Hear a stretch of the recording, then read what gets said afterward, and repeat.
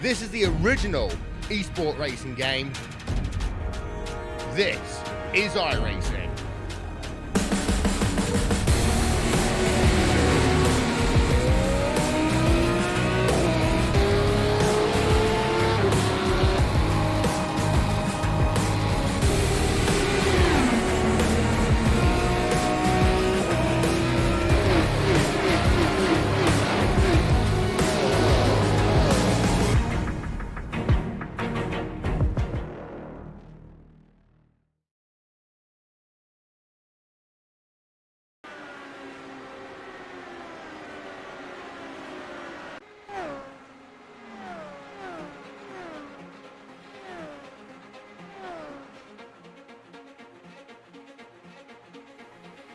Every IndyCar fan, May is the greatest month of the year, and for the drivers, it's the one which they all want to perform well in. The Grand Prix of Indianapolis acts as the warm-up for the main race, the Indianapolis 500. This year, the Classic IndyCar Series are doing things just a little bit differently. Today, we are indeed at Indianapolis, and we will return in November for the season finale for their instalment of the Indianapolis 500. Good morning, good afternoon, and good evening, ladies and gentlemen. Welcome to RaceSpot TV's coverage of the Edifice Incorporated Grand Prix of Indianapolis, round 5 of the 2019 Logykal Classic IndyCar Series. Jack Stiles and Randy Chenoweth will bring you all the action here today on the iRacing Esports Network. And Randy, while this isn't the 500, the drivers will want to walk away with their heads held high today as the action starts to ramp up in May.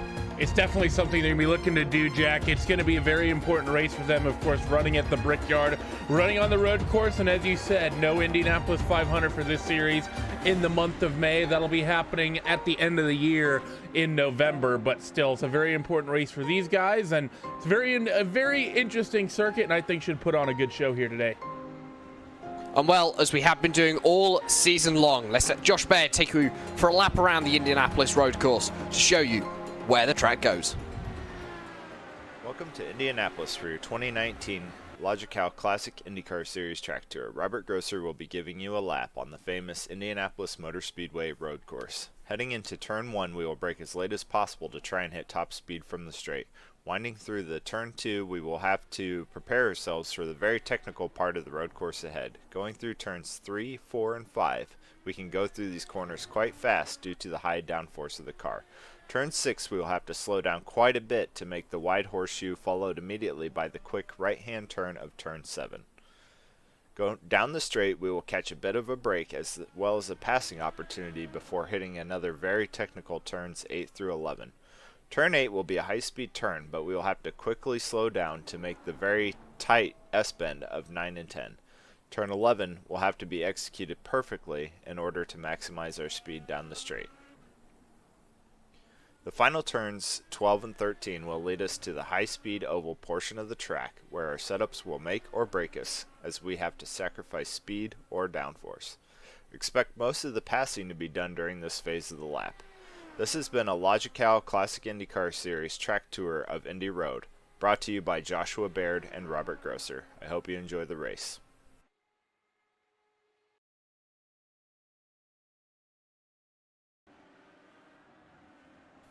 The Grand Prix of Indianapolis is brought to you by Edifice Incorporated. At Edifice Incorporated, construction is as much about art as it is science, and it's about strong vision and the creation of a structure with enduring qualities. It's about creative problem solving and the willingness to deliver above and beyond the expected.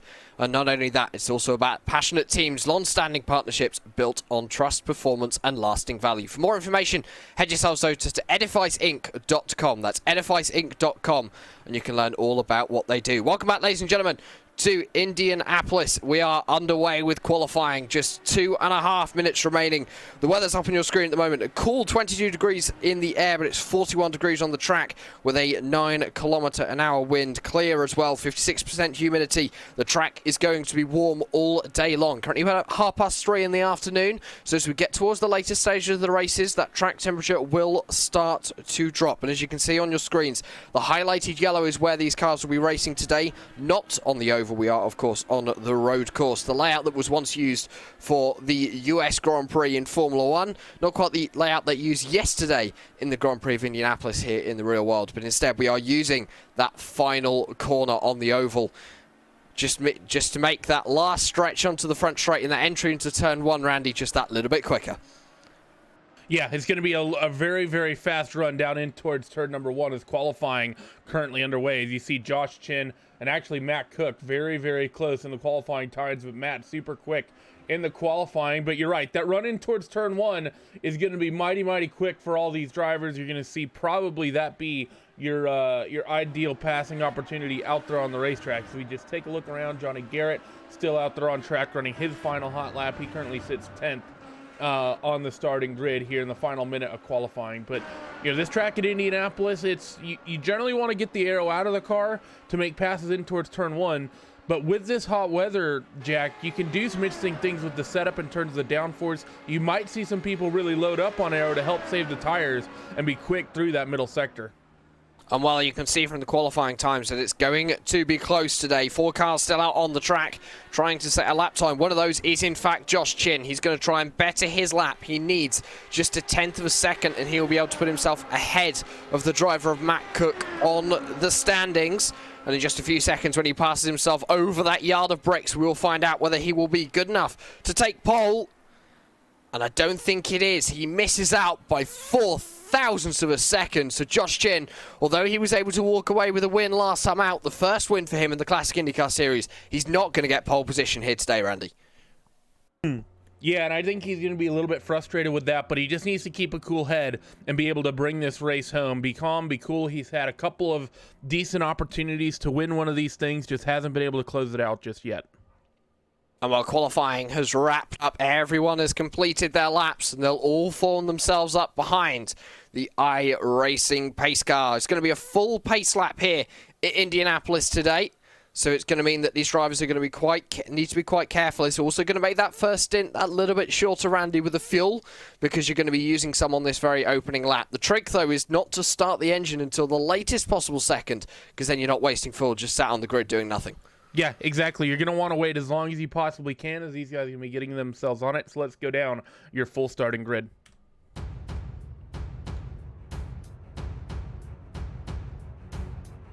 And pole position is going to go to the driver of Matt Cook. He was able to set himself a 1:12.253. Just 0.004 of a second behind is going to be Josh Chin in second. Andrew Wood is going to be lining up third. Robert Grosser fourth. Lucas Laville in fifth. Henry Bennett, the 2018 Classic IndyCar champion, is going to be lining up in sixth position.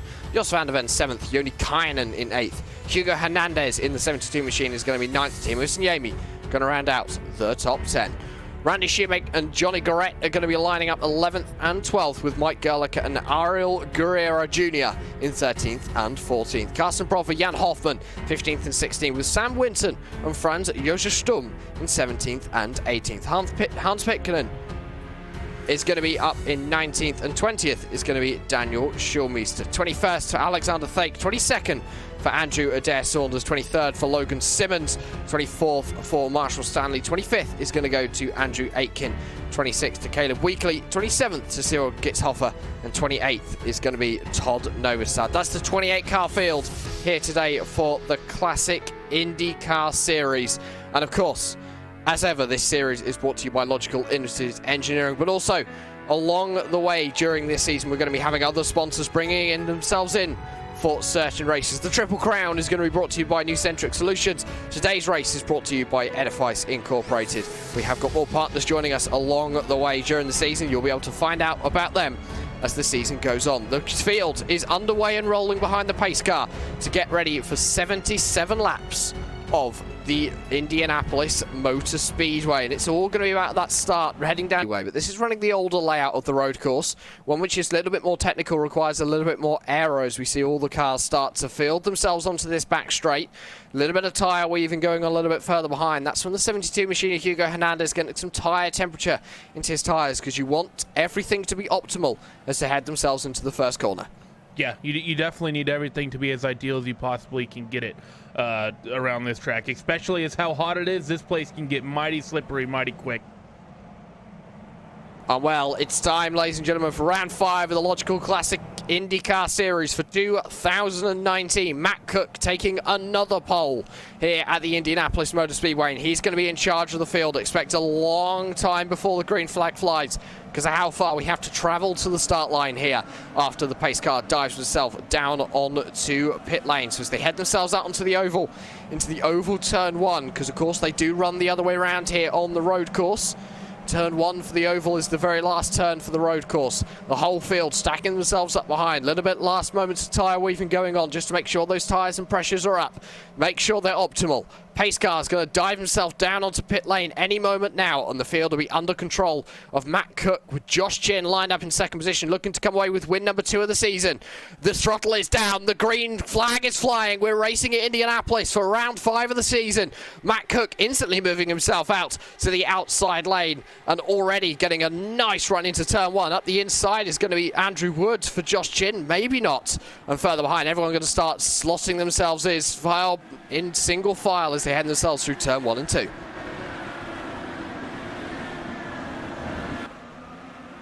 And there's it. Oh, heads on. We've got contact behind. Randy Shoemaker's off into the gravel trap as they head themselves through turn number 3 and 4. A little bit of contact with another car there. Not quite sure who it was. I believe that was one of the drivers behind, maybe even Jan Hoffman.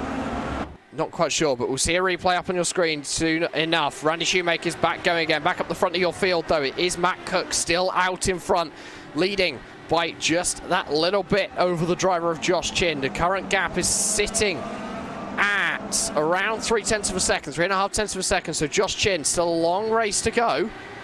77 laps here. We're only now completing the first one as everyone now comes out onto the oval for the first time. Running on board with Josh Chin in the draft. He's going to tuck himself in behind Matt Cook as he heads himself up towards the yard of bricks. Down to the inside he goes. And this is going to be where the overspeed comes in. 285 kilometers an hour. And Josh Chin takes the lead as they head themselves into turn 1. Matt Cook is going to come back on the brakes, but round the outside is not going to work. Josh Chin moves himself up into the lead, and there's contact behind. Andrew Wood and Matt Cook making big contact, and I believe that was Andrew Wood up onto 2 wheels. He's back going again, but he's a long way down the field. So is Matt Cook. But both is going to now have inflicted damage, and that's allowed Robert Grosser, Henry Bennett, and Lucas Laville all to close down the gap. A little bit of tussling going on behind between Logykal and Henry Bennett by the looks of things in the 77 and the 001 machines. They head themselves out onto the back straight for the second time. Logykal going to look to the inside of Henry Bennett. Not going to have a move, being able to play off for that one. So Henry Bennett still holds on to that 5th position for now. But for the driver of Logykal, it's just where can he get past Josh Chin, though. That accident at the first corner for Matt Cook and the driver of Andrew Wood has put in 3 seconds out in front of Lucas Laville. And for Laville, he's gone from 5th to 2nd on this one lap. So he's really pushing himself up the order, looking to get a good finish here today at Indianapolis. Good points haul for the Logykal Vortex team. Matt Cook still running in 3rd behind in the aero expansion car, the number 6 machine. He's also your championship leader as it stands. They head themselves into turn 1 once again. Not so much jostling going on behind this time around. Everyone nice and single file through as everyone starts to settle in to this 77 lap race. And of course, one thing that's going to be important throughout this event is going to be those pit stops. We're looking at the fuel windows to be around lap 15 to 31 and then 14 to 62. A fuel tank around here is going to last you about 31 laps without drafting or fuel saving. If you're able to do that, you could go longer, potentially 32, 33 laps. When you think it's a 77 lap race, it's all going to be about also when you take that shorter fuel stint, because 2 fuel stints is going to take you to about 60, 62 laps. So we're going to be having about 2.5 stints of fuel here today, which also means that we'll have nice fresh tyres at the end. Should be good if we still got some close racing. A little bit further behind in the mid-pack. Looks as though it's all getting a little bit jostly. Down from about 12th, 13th down, side by side. We're going to see between Daniel Schulmeister and Johnny Garrett. Garrett going very wide onto the oval. He's going to lose quite a lot of time there. And he has got some damage. So Johnny Garrett, damage to that front wing is going to really be hurting him in a straight line, as you can see. And he's going to tumble down the order, already down to 15th position. And now Franz-Josef Stumm is going to look to the inside as they head into turn number 1. And he's got the position. So Johnny Garrett already on the back foot very early on. Clearly some contact happening. Could have been from earlier on in the race. And that will be interesting to see how that develops over the course of the race. And of course, in that first pit stop, he can take a new front wing. So that could be where the driver of Johnny Garrett decides that it'd be sensible to take that shorter stint, that 15-16 lap stint, run it as long as he really needs to, and then be able to advantage himself off of that, run 2 full stints to the end, getting himself back out front. Randy, have you got everything sorted? Are you back with us? I think I have everything sorted. So yeah, I've people on the stream have noted a couple Windows sounds. I think we've gotten everything sorted out, however, but it's been an exciting start to this race. I'm not sure how Matt Cook managed to get away with that big incident down at turn 1, and now he's going to go working. I believe that's the that's the 7 car he's working on. Actually, no, it was Lucas Laville in the 2. I take that back. So he's going to immediately go working on that Vortex car down in towards turn 1 with Matt Cook, and he'll take that second spot back. So big bicycle up on 2 wheels for Matt Cook, and he still has good speed in that Aerox car. He does. Last time around, he was just a 10th slower than Josh Chin. So for the driver of Matt Cook, it's not all over yet. Just got to rebuild on what he's already lost and get back that lead. We've already had one retirement from this race, ladies and gentlemen. That is Sam Winton in the number 17 machine. He's already 2 laps down and he is out of the race. So the number 17 machine shall be going no further in the Edifice Incorporated Grand Prix of Indianapolis, as we're still looking at Matt Cook as he heads himself down towards the end of the back straight. And actually, this is quite an interesting complex here, Randy. It's always confused me as to why it's there, especially this tight chicane which the drivers are now navigating. It all seems a bit fiddly to me. Well, it's a road course inside of an oval. Most road courses tend to be a little bit fiddly when you put them inside of an oval. You'd think even the most iconic one in the world is going to be the Daytona road course, and even that one is just a little bit fiddly with a couple of those sectors. But it's also important to remember that road course, I don't know actually when that was built, matter of fact. I don't know the exact history on that. I'm sure Will Vince will be disappointed with my Brickyard facts on that regard. But it's important to remember that they have to deal with all the sequences that happen inside of the road course and all of the structures that are in there as well. But of course, that little complex we have at the end of that sort of back straight, of course, we don't have this, as we're right on board with Matt Cook for some of the infield here of this part of the lap. We don't have this part. This part of course, the track is now outdated. We don't have the updated part, but coming here down the back straightaway, this is all very much the same. Going down in towards here and then in towards this corner at the end of this back straightaway. It's a little bit tighter now in real life, not as quick as a left-hander as it used to be, but this is all very similar to how the current version actually is. Maybe some slight changes, and of course we don't have the final complex as well. But still, I actually quite like this older layout in a lot of ways, and in some ways actually prefer it to the current one. I'd probably agree with you, just down to the fact that this last corner, which we're now seeing Matt Cook navigate his way through, is part of the oval. It's high speed. You don't get that on the new layout with that really horrible. I mean, it's even twistier than the section that I was talking about at the end of the back straight. So as Matt Cook is going to get himself past Randy Shoemake. Shoemake, of course, hitting issues on the first lap, ending up in the gravel trap. So he's already down. Lucas Laville still putting the pressure onto Matt Cook, though. The gap between them, just 0.4 of a second. But one thing that should be noted, Randy, the gap to the lead between Matt Cook and Josh Chin is falling. Yeah, it is. It's actually 1.8 seconds for Matt a couple laps ago. This previous lap, though, not so good for Mr. Matt Cook. Has Josh had a little bit of trouble? Yes, he has. Josh has had a little bit of problems, and he finds himself in the grass. So Josh Chin, who's had so many issues thus far this season, finds himself dealing with another one, and he's going to fall a handful of spots here in the opening laps. Goes from bad to worse for Josh Chin as he heads himself down the inside. Going into the silver corner, he was looking to try and get himself past Henry Bennett by the looks of things. He's down in 5th position right now in the 93. Let's have a ride on board. He lost the rear end, locked up all 4 wheels, did very well to hold on to it. Little bit of damage limitation, I think, there done by Josh Chin, but he's already lost that lead. Matt Cook has had it gifted back to him after the contact with Andrew Woods. So for Josh Chin, it's now a case of gaining back that time. With 70 laps remaining, I can see him doing it, but I think it's going to be a tough ask. Yeah, it really is. I mean, he's now 3.3 seconds down, and he's going to be chasing down Henry Bennett, who's had a good start to this race. Started himself in the 6th position. Now he runs 4th. So even if you count Josh out, he's still up in position. But it's been a big issue for Josh all season, and I don't know if it's sort of a mental issue. I don't know if he needs to, go see a sports psychologist, do what all the likes of Australis has had to do in the Counter-Strike scene, but there's something with Josh. Despite his performances, the confidence just isn't there, or something is missing, or maybe he's just pushing too hard in all of these races. There's just so many times he's been in a great position, fantastic situation, and just one mistake, essentially drops him well down the order. He's gotten quite lucky this time, though, Jack. He's made the mistake early, which gives him plenty of time to potentially rebound to get that time back. But we've seen him before. When he makes a mistake early, he is prone to making other mistakes later in the race. We saw that at Barber just about a month back. I think it was 2 races ago.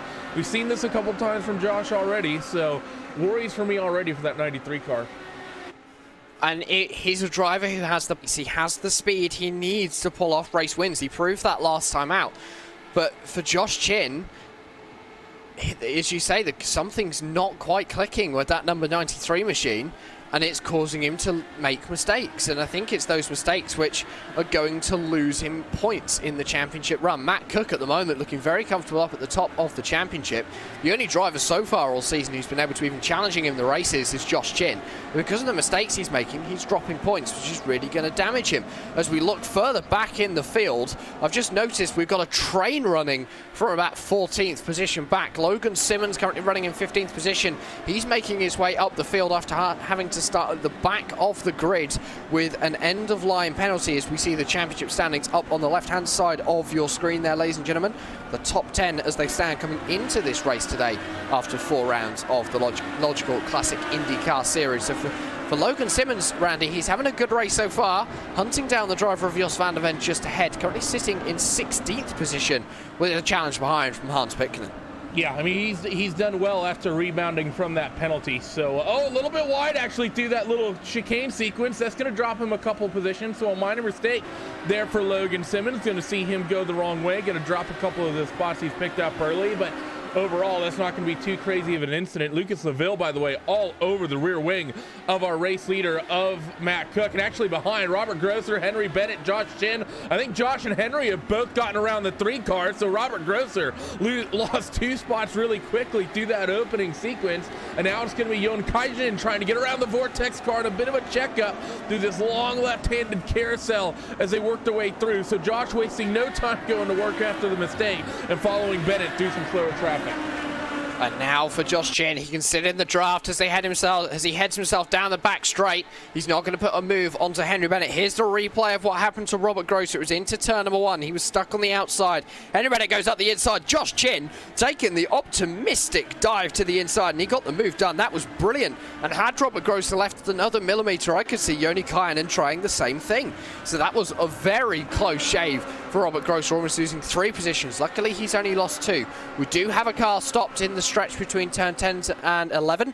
That is the number 4 machine of Andrew Adair Saunders. No, it's not. And here comes that Josh on Henry. Here comes Josh on Henry. Indeed does come Josh on Henry down the inside into turn number 1 using the draft. No competition. Through he goes. And we might be seeing a little bit of setup differences. We talked about a little bit at the top of the show before I got distracted and had to start figuring out why my internet was running so dodgily. But regardless, the thing about this racetrack is that there's oftentimes 2 philosophies, especially on this layout. There's a couple of corners where having the arrow can really help you. Through that last sequence we just saw through the carousel can really help and stabilize the car. And then through this upcoming sequence, this left-hander, it feels really nice to have a bit of arrow on the car. Even into turn 1 through turn 2, turn 3, that entire complex. Having a bunch of arrow on the car just feels great, but you're of course going to be slow in towards turn 1. So we might be seeing a little bit of those sort of difference in setup philosophies, the way Josh was able to draft right up on Henry and drive around him. I think that's probably an indicator that Josh has the car a little bit more trimmed out, but Henry hasn't been able to really rein that gap in through the infield the way he should if that's actually what was going on. Behind as well, Robert Grosser, he's dealing with Joni Kaijinen in the 77 as they work themselves towards turn number 1. And Logykal going to look to the inside as he head into turn number 1. Is he going to go? I think he might try. Robert Grosser slams the door straight in his face. So Grosser still holding on to that 5th position now. Last time around, it looks as though Logykal was about 0.3 of a second quicker. However, that could be the draft on these nice long straights playing into his hands in the number 77 machine. And he's not going to be close enough, I don't think, to even challenge as they head down to the end of the back straight. For Josh Chin, last time around, he took a 10th out of Lucas Laville, but Matt Cook was quicker than him. So Josh Chin is slowly reeling in the Frenchman in 2nd position. But for Matt Cook, he is currently the fastest driver out on circuit, and no one can touch him on lap times. Yeah, we saw that both in practice and qualifying, that Matt was the quickest, and that may have been why we saw Josh pushing as hard as he was when we saw him make that mistake from the race lead, knowing that Matt was fast. But so this might get really crazy as we work here. Lucas Laville really has lost a good chunk of ground, even sitting in the slipstream. Gap was 0.8 of a second last trip around the racetrack. This time past the yard of bricks, it actually comes down a little bit. 7.5 tenths now, the gap between your top two. Josh has stayed roughly equal with that sort of pair sitting out in front of him. Bit of lap traffic, though, out in front of Matt Cook already. That's going to be the likes of Karsten Brody as well as Todd Novosad. So a couple of lap cars that that's, of course, could be a pretty big factor if your leaders catch them through one of these tighter sequences on the racetrack. I mean, we're only 13 laps into this event, and some drivers are already starting to be caught by your leaders. The guys ahead of the people who are battling for 25th and 26th position. So the last 2 positions out on the circuit, Randy Shoemaker's a lap down on these guys, so he's nowhere near even able to challenge. We have just had the number 10 car of Caleb Weekly stopped out on circuit. He's back going again as we ride on board with number 77 of Logykal. Heading himself through that final section out onto the oval once again, back up to full racing speed. You can see he's dropped back just that little bit from Robert Grosser this time around, Randy, so maybe he's starting to think, save a little bit of the fuel, save a bit of the tyres for later on in the stint, because you never know, Robert Grosser might be really taking the life out of his tyres. By the time he ends up coming around for his first pit stop, he's going to be really struggling for grip. Yeah, he definitely is, and it's going to be a bit of a problem, of course, especially with the hotter temperatures. We talked about that, how warm it was in this session at the top of the show. 104-degree Fahrenheit track temp currently as they run in clear skies. And Jack, I don't know what it is with this series. I don't know if they wish they were in a desert or what the deal is, but this classic IndyCar series has an incredible knack of rolling hot weather clear sessions, as I think we've seen pretty much every race thus far. No clouds in the, maybe except for Barber, no clouds in the sky, and it just absolutely pounding the racetrack with sunlight and heat. We saw it at the last race at Texas. We saw it at Motegi. We've seen it, really the bulk of this championship thus far. Drivers having to really deal with these warm temps.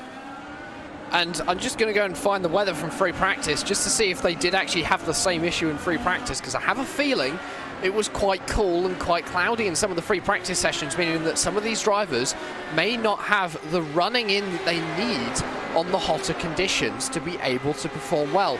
And I'm just looking at it. Free practice 9 yesterday, it was 43 degrees on the track.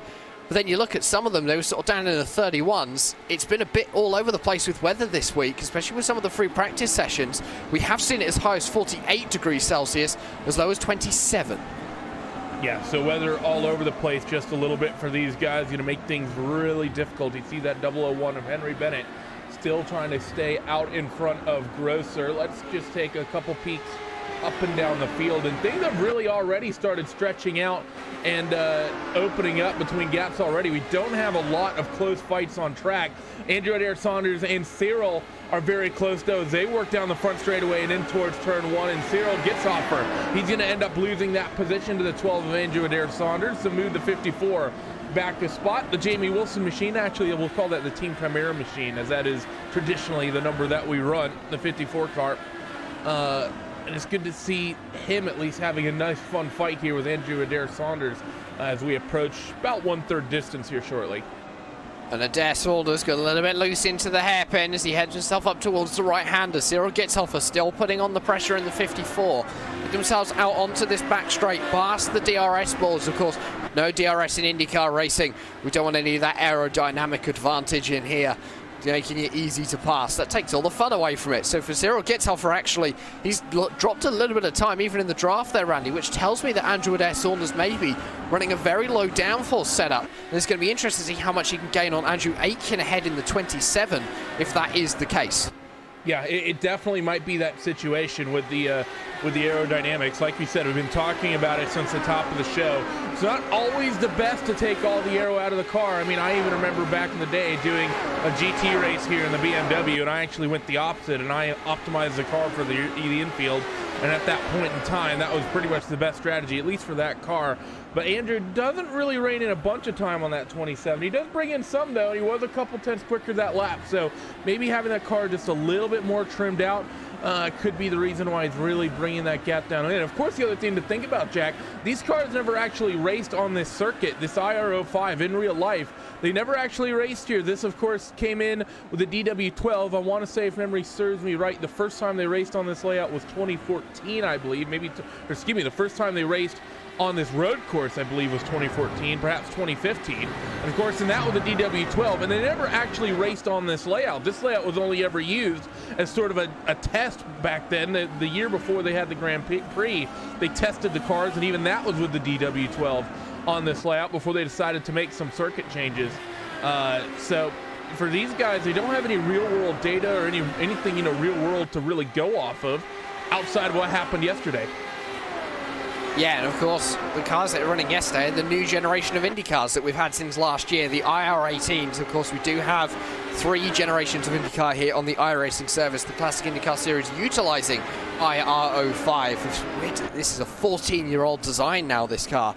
Of course, it was actually, I believe, updated in the late 2000s to run on the road courses. Of course, never designed to be on the road courses. We've got a car stopped out of turn number 6. That's the number 25 machine. That's Marshall Stanley from 10th position.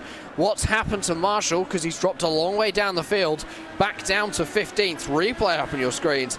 It looks as though he potentially just lost it on his own.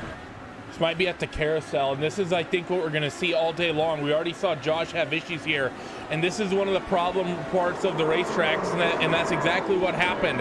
That Stantera SimSport car just through that carousel. It gets really slippery even in ideal conditions. And so when you actually amp up the temperature the way we have today, really drive up that track temp, that's going to really make it stressful, on the rear tires. And I think that's all what we just saw right there, just the rear tires just giving up that little bit, and he just lost that rear end. Josh Vanderven, by the way, involved in a bit of a fight between Ariel Guerrero Jr. and Mike Gerlicka. Gerlicka is currently cycled to the tail end of this field, just poked out across the yard of bricks, trying to make something happen on the 11 car, but not quite able to do so just yet. And we do have our first lane visitor of the race. Andrew Wood has decided to come down onto pit lane after 17 laps. This could be a standard stop. I think it might be. Maybe get a little bit of damage repair after his contact with Matt Cook early on in this event.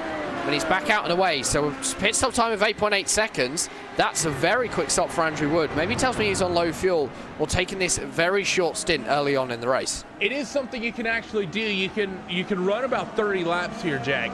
So I think what's happening is he's likely just wanting to, instead of run the short stint at the end of the race, just run it through the first start of the race there. I hope, if that was a strategy, I hope he would have started the car on light fuel, because that is what you really would have wanted to do, I would think. Get out there with a very light fuel load around traffic, pick up a handful of early spots, then come down for that early pit stop. If he didn't start the fuel light, I think he would have been better off, likely just not even really bothering coming down pit road now and just running a slightly more standard strategy. But regardless, maybe he also just wants to get out of the traffic a little bit, get off cycle. But for the most part, we should be seeing people running about 30 lap stints here today. And this could be interesting just to see how this plays out for Andrew Wood. We know he's got a good pace around here today. He qualified 3rd on the grid, and to be able to be up in the top 3 of this championship, especially this year, is a feat in itself. Currently looking at Lucas Laville in 2nd position, just sitting about 1.4 seconds behind Matt Cook, currently losing that little bit of time every lap, but he's slowly being reeled in by Josh Chin. The gap between the two currently around 2.3 seconds.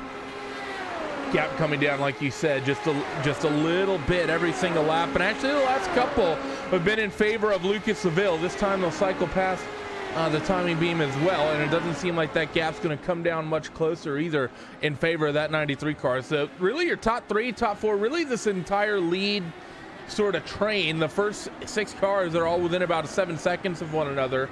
all pretty much matching each other's pace and not really stretching out enormous gaps here. As Joni Kajanen is the closest fight we have amongst your leaders, with not far off the back of the 3 of Robert Grosser. And indeed so, as they head themselves through that where everyone's been struggling, the carousel, onto the back straight they go for Joni Kajanen. 0.6 of a second splits himself and Robert Grosser, so he's not going to be close enough currently as they head themselves down the back straight to launch a challenge into turn number 8. But that long straight, the final corner, turn number 12, and that long main straight down into turn number 1 could be a good opportunity for the driver to be able to close down the gap. And indeed so, he's done that. Just 3/10 split in the 2 as they head themselves onto the oval once again, riding on board with the 77 machine through turn number 12. This is speedway number 1 running the opposite direction.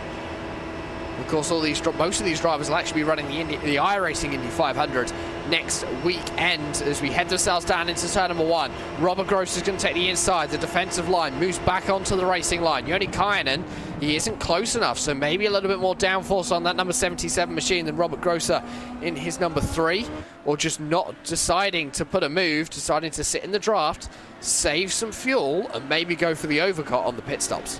Yeah, that definitely seems like might be what he's doing here. But what's interesting to me is that he didn't keep in the slipstream at all, working down the straightaway. He saw Robert Grosser kind of break the draft and try to upset that 77 car behind, and Joni didn't do anything to try to keep that slipstream, which no matter what, I think you always want to do if you're trying to make the pass. Obviously, you want to keep in that slipstream, so suck yourself up closer towards the braking zone at turn 1. And if you're trying to save fuel, you want to keep in that slipstream as well. There's no real reason not to do it. Now, of course, you don't have to try to make the pass if that's not what you want to do.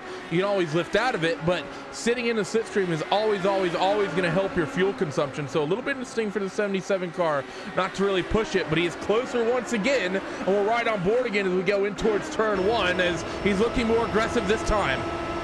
He is looking more aggressive to the inside. He goes. He's going to pull alongside the German into turn number 1. Robert Grosser, the 3-time champion of the Classic IndyCar Series. First driver to beat him to that championship last year was Henry Bennett. So we've only ever had 2 people walk away as champions from the Classic IndyCar Series, as we do have a car stop through turn number 1. This is the number 35. I think there's more cars involved. One is Hugo Hernandez from 8th position in the 72. I can see Carsten Brodvey and a lot of damage to his car, and I'm seeing damage as well on the car of Logan Simmons and Caleb Weekly. Replay up on your screen. Let's see what happened.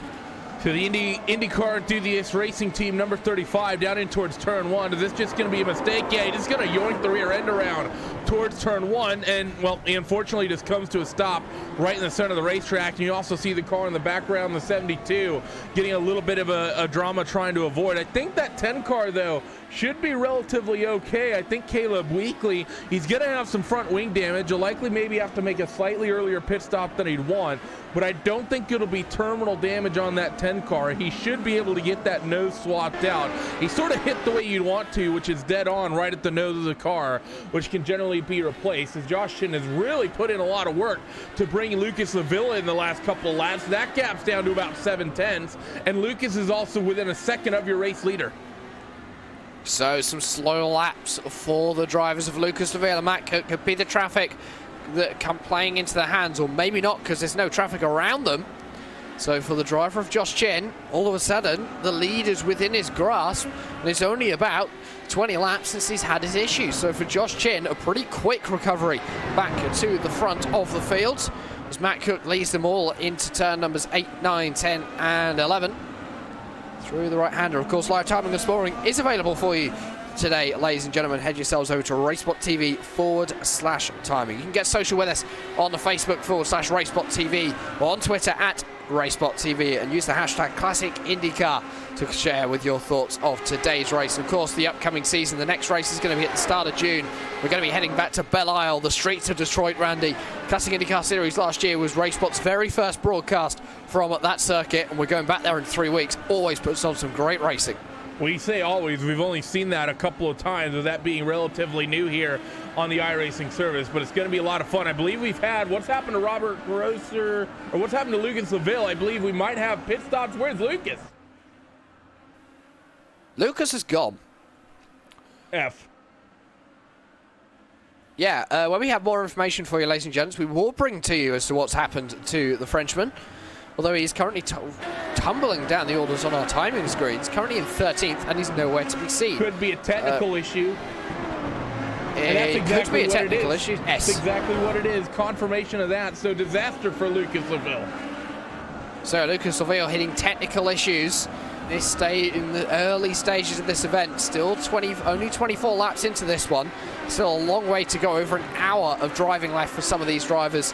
Of course, no caution's going to be playing into hand today, so we are going to be running to about, I believe it's going to be about an hour, be done in an hour and 40 minutes, Randy. So it's actually quite a quick race when you think about it with the Classic IndyCar Series, where we do see races on the road side head up to about 1 hour 50, and the ovals have hit 2 hours quite often in the past.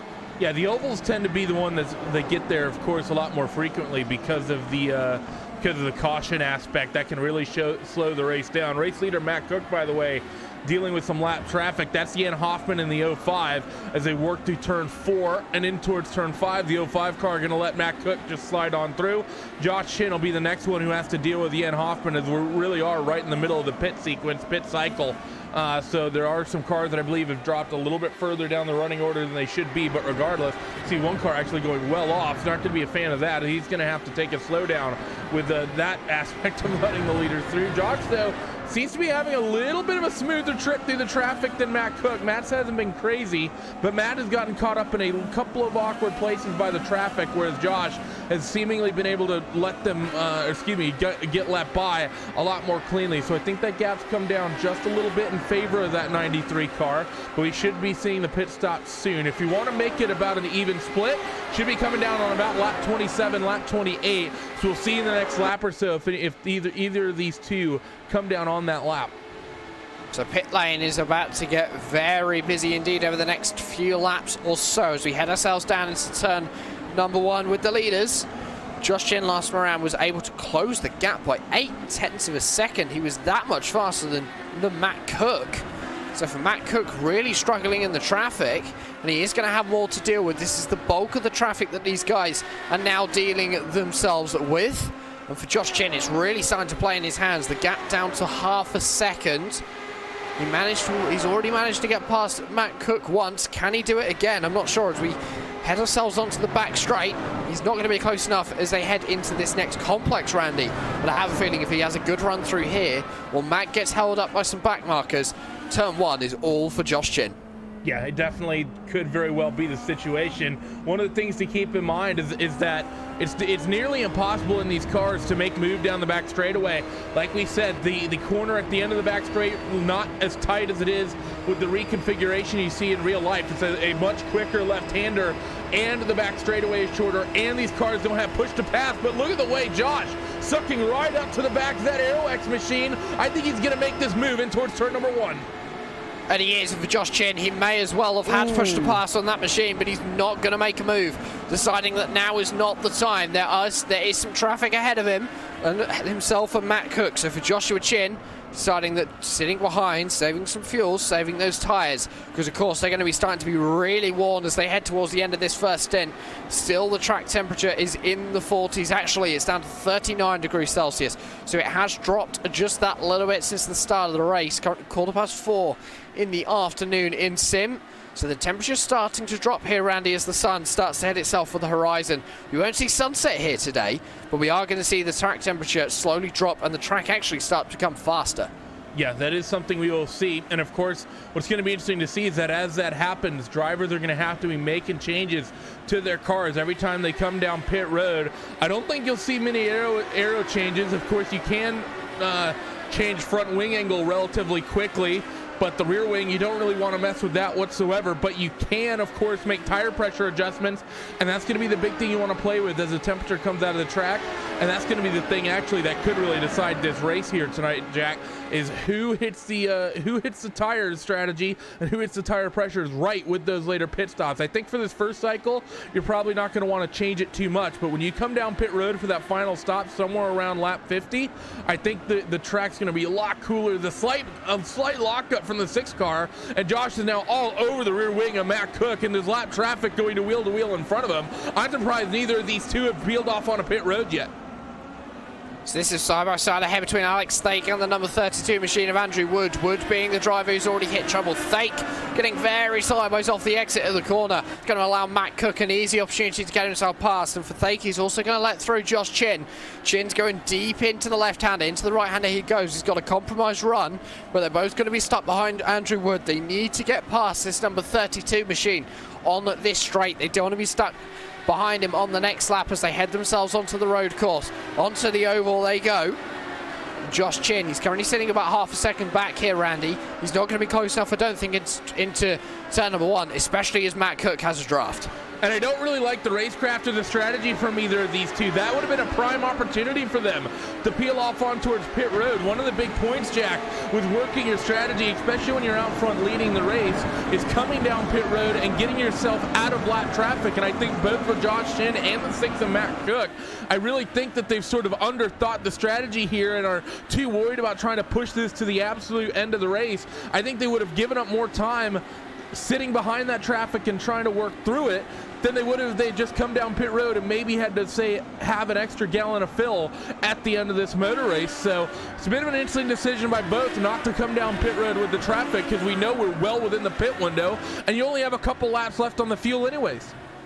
And just to show how much these guys are losing time back in traffic, Josh Chin was 1.2 seconds slower than his fastest lap of the race so far. Which was just a couple of laps ago.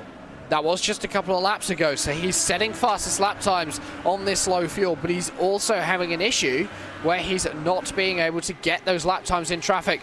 Matt Cook's going to peel himself off onto pit lane. Josh Chin doesn't. So Josh Chin's going to carry on around to do another circuit of the Indianapolis Motor Speedway, but Matt Cook has decided that now is the time to pit. Probably one lap too late, if you ask me. Yeah, I really don't understand it. It's really not. I know that these guys generally like to go as late as they can on fuel, especially the likes of Matt and Josh. They've historically been people that like to run the tanks dry, but sometimes you just need to know when to come down pit road and get out and away from the traffic, especially with the sort of flexibility they have with the tanks here today, Jack. It's not like they're going to be picking up or losing a bunch of time. You can do about 31 laps on the fuel, so it's not like you need every single lap. You have about 20 laps, 15 laps, a sort of overlap towards the end of the race if you run, if you can run a 30-lap stint. So you have more than enough flexibility with your fuel numbers. So yeah, really odd from both Matt and Josh that they wouldn't just come down pit road when they started hitting all that heavy traffic. Because like you said, Josh ran that 112.6. and that was his quickest lap of the race. I think probably one of the quickest laps of the race thus far. And then immediately after that, due to the traffic, he did a 113.1 and then a 113.8. So huge time losses for the 93, as he's going to go for a 31st circuit around the racetrack as well. Well, this is where it's going to get interesting on lap pit stop times, especially. Matt Cook did 11.7 second stop, and it was 45.6 seconds he spent on the lane. For Josh Chin, he's going to actually have to do a longer stop, so his stop's going to be longer than that of Matt Cook because he's gone for those extra laps. He's on lap number 31 of this stint. Now, this is the point where the fuel, is going to be close to running out. So this, I expect to be the last pit stop, or the last time around for Josh Chin before his pit stop. Yeah, I think you're absolutely right about that. So we'll see if the 93 comes down pit road this time. Josh is a bit of a fuel save meister, but I don't think there's really much reason to go and stretch out this extra lap just yet as Josh deals with Randy Shoemake in that number 4 AeroX car. I believe this is the second time they've encountered each other, and I don't think Randy's been lapped that quickly, so I think there's likely been a little bit of pit strategy coming through just yet as they work through the chicane and then getting up now back on towards the oval. I expect that white and green number 93 with the purple highlights to be coming down pit road this time, and that's going to be a big yes. And that is expected from Josh Chin. Wouldn't expect anything different after 31 laps. He's actually going to be one of the last cars left out on the track, left stop. The other one being the driver of Andrew Adair Saunders, who's currently on pit lane. So Josh Chin is actually the last driver to elect to stop. The only one, I think, who went for that 31 lap stint. Now here's going to be the interesting part. As Josh Chin only now starts hitting the pit boxes, Matt Cook is now going to be rejoining the oval. So for Josh Chin, it's going to be very tight on the exit. I don't think he's actually going to gain any time on Matt Cook. I think he's going to lose quite a considerable time to Matt Cook in these pit stops. We're going to have to wait and see as he's just about now gets on towards the line. and we'll keep an eye on what it's going to be. It's about 11-second pit stop for Matt Cook, and Josh seems like he's going to fill the car up just a little bit more. 12 seconds, and it's going to be through the pit stop sequence 45 seconds for Josh Chin. You see Matt Cook in the background, and Josh is able to make that move and get it done. How has he done that? I do not know. Josh Chin able to do the overcut on Matt Cook in the pit stops to retake the lead on lap number 32 of the motor race. That was not expected, but clearly for Josh Chin, he had 2 very quick laps in the number 93 machine, and he's come out in the lead. But all of a sudden, he's now got behind him Matt Cook in the number 6. He's on tyres which are up to temperature, tyres which are up to pressure, and he's got his eye in already for the track conditions on those brand new tyres. For Josh Chin, he hasn't had the full lap yet, so the tyres aren't going to be in their optimal performance range yet, Randy, not for another lap or so minimum. And especially as slippery this circuit can be, that can be hugely very much an issue. Let's ride on board with the 6 car as they work down the straightaway for the first time, and I think you're likely going to see a move come from Matt Cook in towards turn 1, and he's going to apply the pressure. Look at the run he has already through the oval turn 1, and as he cuts now spit out onto the front straightaway, Matt Cook is going to lead this lap, but will he lead them in towards turn number 1, or will Josh be able to hold on? Josh is going to have to cycle back in line. He's going to cycle back in line, but does he look to the inside on the brakes? No, he does not. So Matt Cook retaking the lead of the race by overtaking Josh Chin. It wasn't how he took the lead of the race after he lost it to Josh Chin. That's because Josh Chin spun and had an instant hit some bad luck. Touch wood. That won't happen anymore to the number 93 He didn't touch machine. Andrew. Who? What? Matt Cook? No, Josh. You said touched wood. I said he didn't touch Andrew. No, I meant as in touch wood, nothing will happen to him. Oh, I thought you meant Andrew Wood. Okay, never mind. No, Matt Cook and Andrew Wood were the 2 who crashed. But as we head ourselves, yeah, that's fine. Randy's just confused. I think Randy's getting confused. No, with I'm my, actually just trying to make a joke, but I think it went over your head. No, I think I got the joke. We say touch wood in the United States. Do you? Yes. First I've heard of it. Well, back to the motor race, ladies and gentlemen, as we head ourselves through that final turn on the oval. And Matt Cook still holding the lead, but once again, look at the run that Josh Chin has as he heads himself across the yard and breaks to the inside. He'll go into turn number 1 and retakes the lead. This is just going to be a case of seesaw, I think, to the next stop until one of them can pull a gap, I think, Randy, because the draft down that main straight is so strong. Whoever's in second, as long as they're close enough, they're going to take the lead by the time you even hit the braking zone. Yeah, and it, like you said, it very well might be just a game of seesaw of them sort of swapping the lead back and forth, back and forth. You don't typically see that in these Indy cars on the road courses. There's only a couple of tracks where you get that sort of slipstream effect. This, of course, at Indianapolis being one of them. If you ever watch some of the lower-end open-wheelers, you occasionally will get that. Actually, you'll quite frequently will get that in the likes of the Formula Renault and the F3 car. And hey, if you want to see some slipstream stuff, go far up a Skip Barber around a track like Brands Hatch if you want to see Brands Hatch become a draft circuit. But we're seeing very similar thing here. Let's see if Matt will actually be close enough to cycle right back up towards that 93 car, and if he's going to be interested in bringing that race lead back in and towards himself. And remember to keep in mind the 001 of Henry Bennett, not very far back from this battle. He's only 3.5 seconds back in that 3rd position. So these two need to keep that orange car very much in mind. As Matt keeping that car a little bit out of the slipstream, I don't think he wants to suck up on the 93 and try to even fight for this race lead at the moment. And actually, I think for Josh Chin, he's pulled his us pretty badly because it means that he's now ahead. He's going to be using more fuel. Matt Cook isn't. And they've only got to make one more stop to get to the end of these guys. We're on lap number 35 of 77, so we're heading towards the halfway mark of this motor race. So for Matt Cook now, if he can hold on to Josh Chin, save some fuel, he'll have to take less and he can get the undercut at the pit stop. Matt Cook has really played this one well. It's going to be interesting to see what Henry Bennett can do. Obviously, Henry Bennett was a really strong driver last year. Hasn't had many appearances so far this year. I know I haven't seen him in a race so far. I'm not sure whether he did the last round, Randy. But for Henry Bennett, he's come back strong, 3rd position. We know he's quick. We know he can get further up towards the front of the field. Could we see Henry Bennett start to try and defend his championship? But to do it, I think he'd have to win most of the races left now in the season.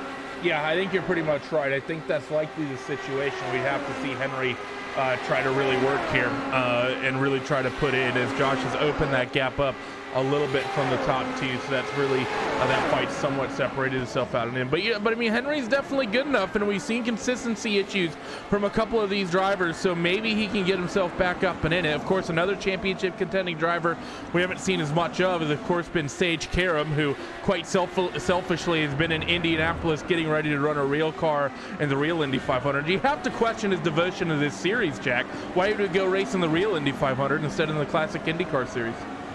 I mean, it's disappointing. I think he even took his sim rig with him to Indianapolis. I think he decided to drive there instead of fly, which in America, depending on where you live in America, is either a good choice or a 4-day journey. Because it's not like the UK where we can drive across it in 8 hours. It's a very... Yeah, so one driver, however, who is dedicated to the Classic IndyCar Series, the driver who has run the second most amount of races in the series, second only to Robert Josh Grosjean. Oh, half spin. Josh Chin binned it again. No, he didn't bin it, but he's able to hold on to it and he lost about a second and dropped back into his P number 2. So it's just Josh struggling with traction a little bit more. I'll get a replay back up on screen. Lucas, we were trying to introduce you, but Josh wants all the limelight. Yeah, it really does today, doesn't it? Like second round again at the road track. Looks like he is accustomed to this type of thing. But you gotta wonder what could have been a good 3-car battle throughout this whole race if I didn't decide to just unplug the wall for some reason. So I'm guessing the technical issues obviously taking you out of today's event. You were running up at the front of the field. You're up in second position. At one point you were looking like you were going to challenge Matt Cook for the lead. And as you say, it would have been an awesome 3-car battle between you, Josh, and Matt for the win. It's been a while since you've had a race win in the Classic IndyCar Series, Lucas, and all of a sudden this year, last year I seem to remember you struggling a little bit, but this year you're back on good form.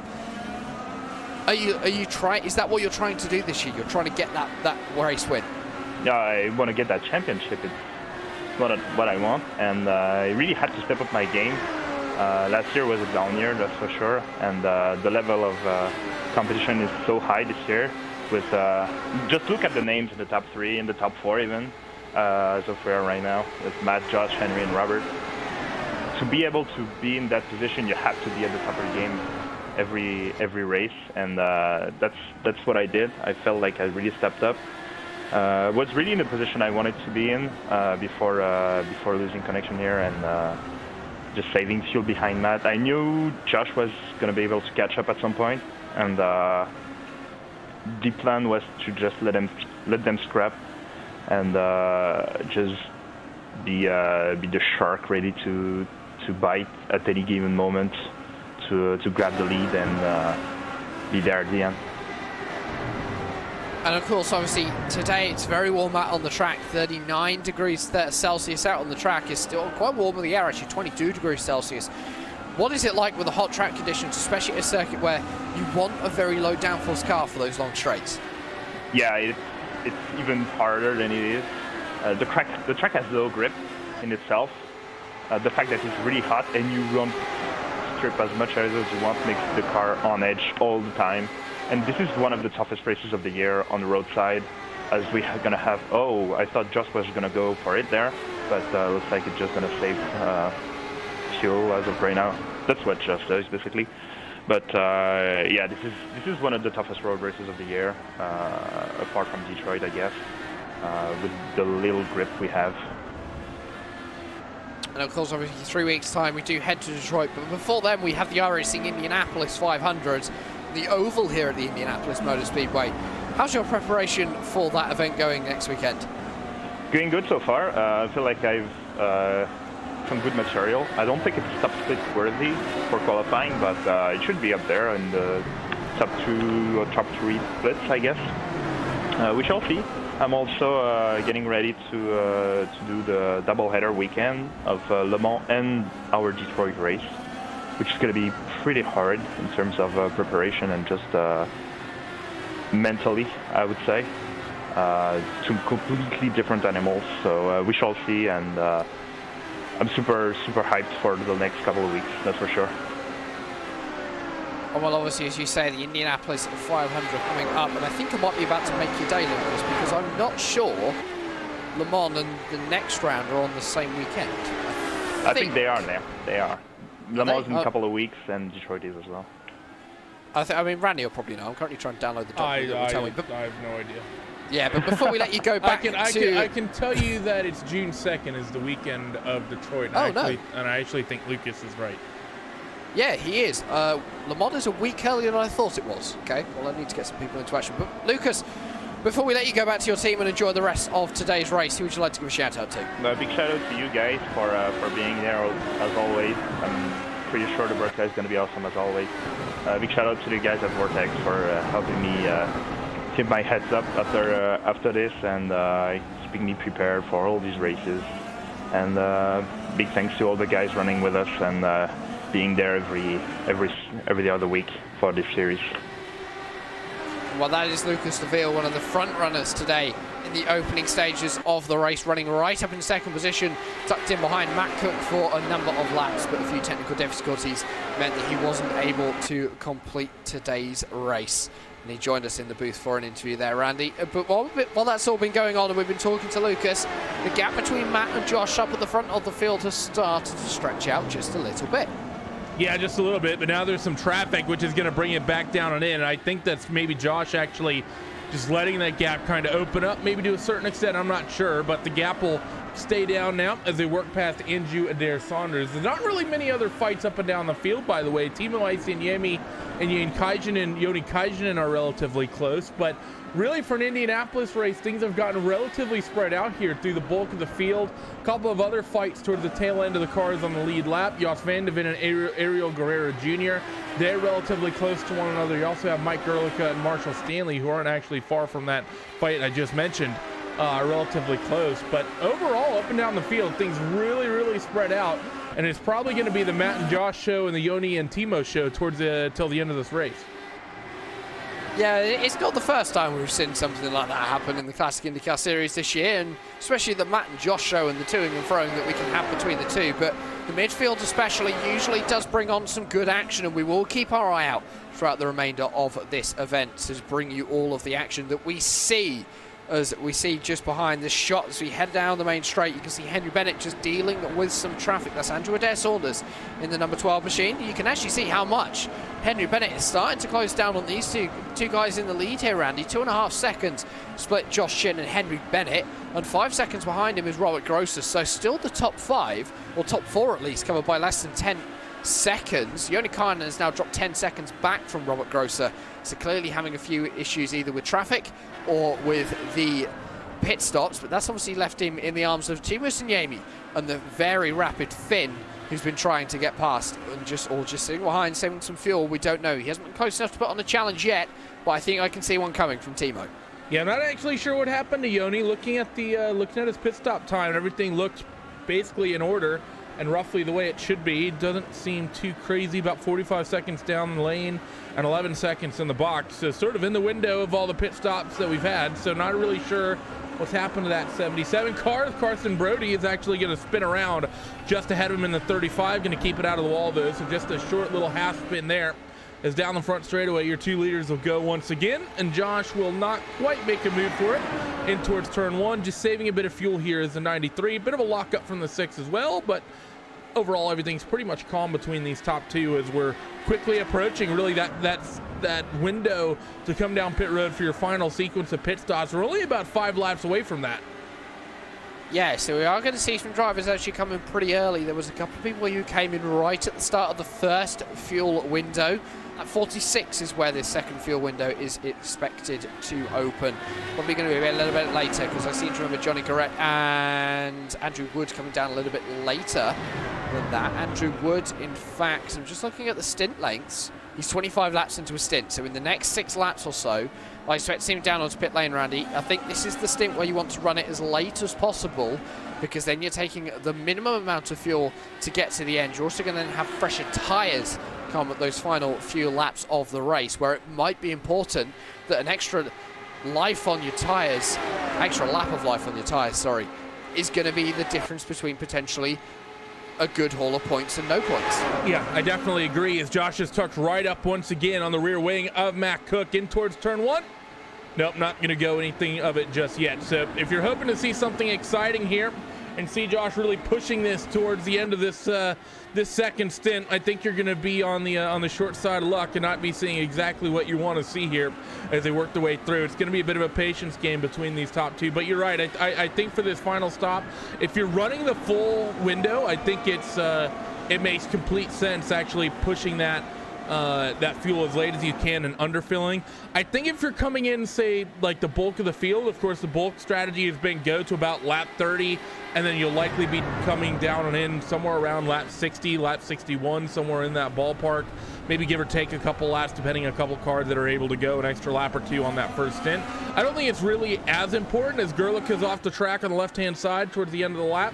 Seems like he may have just had a half spin and just letting those two through, but we'll get a quick replay of that and see what happened to Mike. So for Mike Gerlich, he's hit some issues as he heads himself back out onto the speedway. Ooh, there may have been contact. Was that contact? That may have been contact, and I believe that was with the driver of Ariel Gurria Jr. as he heads himself through this complex. Ooh, just the tiniest of contact to the front wing of Ariel Gurria and the rear tyre of Mike Gerlich. And that, look at how much time the driver of Gurria is able to gain as they head themselves through the left-hander there, Randy. And yeah, that was just maybe a little bit of an unoptimistic move for Ariel Gurria Jr. I think maybe the door was always going to close and he just didn't detect that. Yeah, it's difficult going through that sector side by side, and especially with the iteration that we have here on the sim. It's really tight, and I don't know if you can really go through there wheel to wheel, and you just sort of saw why. So maybe a little over aggressive, but regardless, you're sort of, the laps are starting to wind down a little bit, and drivers are starting to kind of feel that the end of the race is coming. They're going to be relatively aggressive here as they approach the pit stop window. But regardless, for the most part, for Mike, of course, gets spun around a little bit, but doesn't look like either of them has damage, so it shouldn't majorly affect them towards the end of this thing. And one thing I was just, one thing I was just thinking about between Matt Cook and Josh Chin is their own strategy. Obviously, Josh Chin running longer on that first stint, Randy. He ran 2 laps longer than Matt Cook, if I remember correctly. But if Matt Cook can run 31 laps, he's going to be able to pit on the same point as if Josh Chin runs 29. Now, we know that Josh Chin is actually currently sat in the draft saving fuel, so he's going to instantly be able to go longer than Matt Cook. Could we see Josh Chin go for a serious undercut by 3 or 4 laps worth of fuel in this next round of pit stops? Well, he did 31 laps the previous stint, so we know Josh can go really long on the fuel, and it was actually Matt who came down pit road 3 laps earlier. So you'll likely be seeing Josh doing the overcut once again, and it could be by as much as about 5 to 6 laps, and that can potentially be a humongous number. And remember, through that opening stint, we really didn't see Josh doing a lot of fuel saving. He was actually doing a lot more pushing and a lot more trying to really work his way up towards the front of the field. So we saw Josh have to get aggressive and make a couple moves. Now he's been sitting there tucked in the draft this entire second stint. It's very, very likely we're going to see Josh, I think, be able to make this next pit stop. He may not necessarily come down super late. He may come down a little bit earlier, may even match the sort of pit lap that Matt comes in, but he should be able to take less fuel regardless, and I would expect to see that 93 car undercut the 6, or overcut the 6, excuse me. And well, as we pass the halfway stage of this event, it's about time we take on board one of the drivers in today's race. And to do that, we're going to go on board with Joni Kayan in the number 77 machine, currently down in 6th position, where Timo Yami has actually been able to get past. And we're going to take you on board a lap of the Indianapolis Motor Speedway with some RaceSpot TV fan immersion.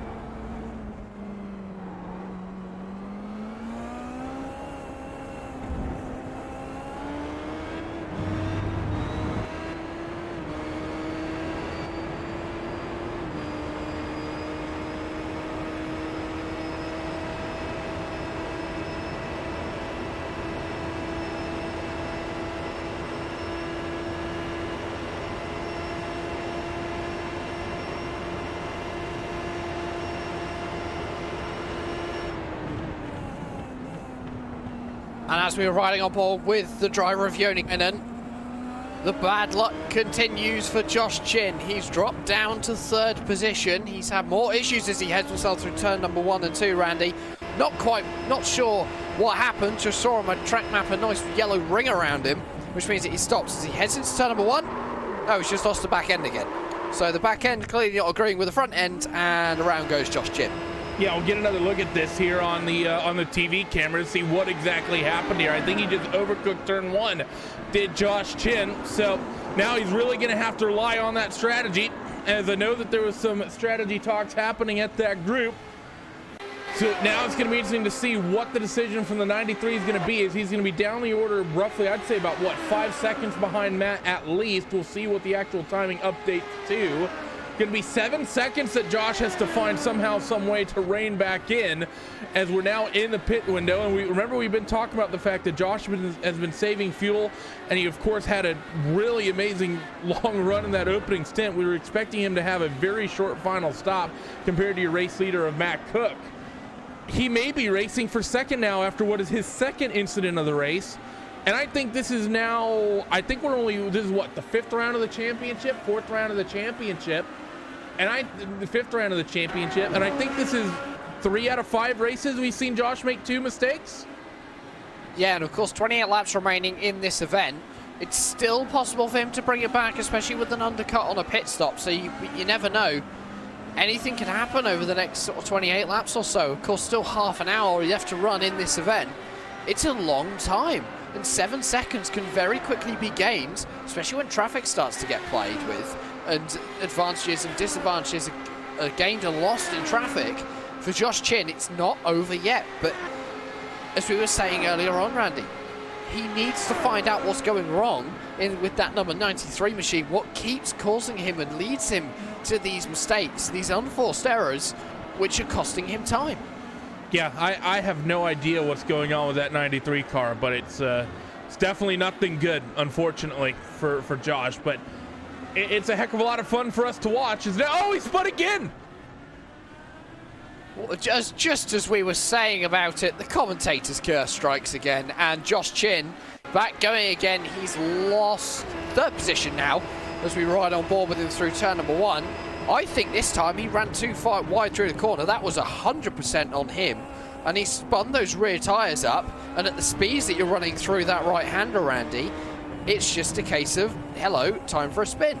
Yeah, when you duck those tires off on the left hand, I don't even think he really got the grass. He just put them on the curb. But if you got if you have the diff set up aggressively, that can still be more than enough to spin that car right around. So now he's behind the 3 of Robert Grosser. So Josh is officially in it for a fight for 2nd place. I don't think there's any way he's going to be catching that 6 car of Matt Cook. It's going to be the 01 of Henry Bennett. I think he's really going to be racing, who now seeing this window is starting to really push it. He's just set the fastest lap of the race at a 1:12.541. So the orange traffic cone looking to Lara, Club UK and Ireland graphics on the rear wing, is going to be pushing as hard as he can to try to open that gap up. Because I think that's where the 93 car is really going to be trying to push and get to with a bit of a recovery drive after this one. And for Joshua Chin, it's gone from bad to worse for his day here today in Indianapolis. And it's all going to be about trying to get himself back past Robert Grosser, who's already closed the gap back to half a second within the German.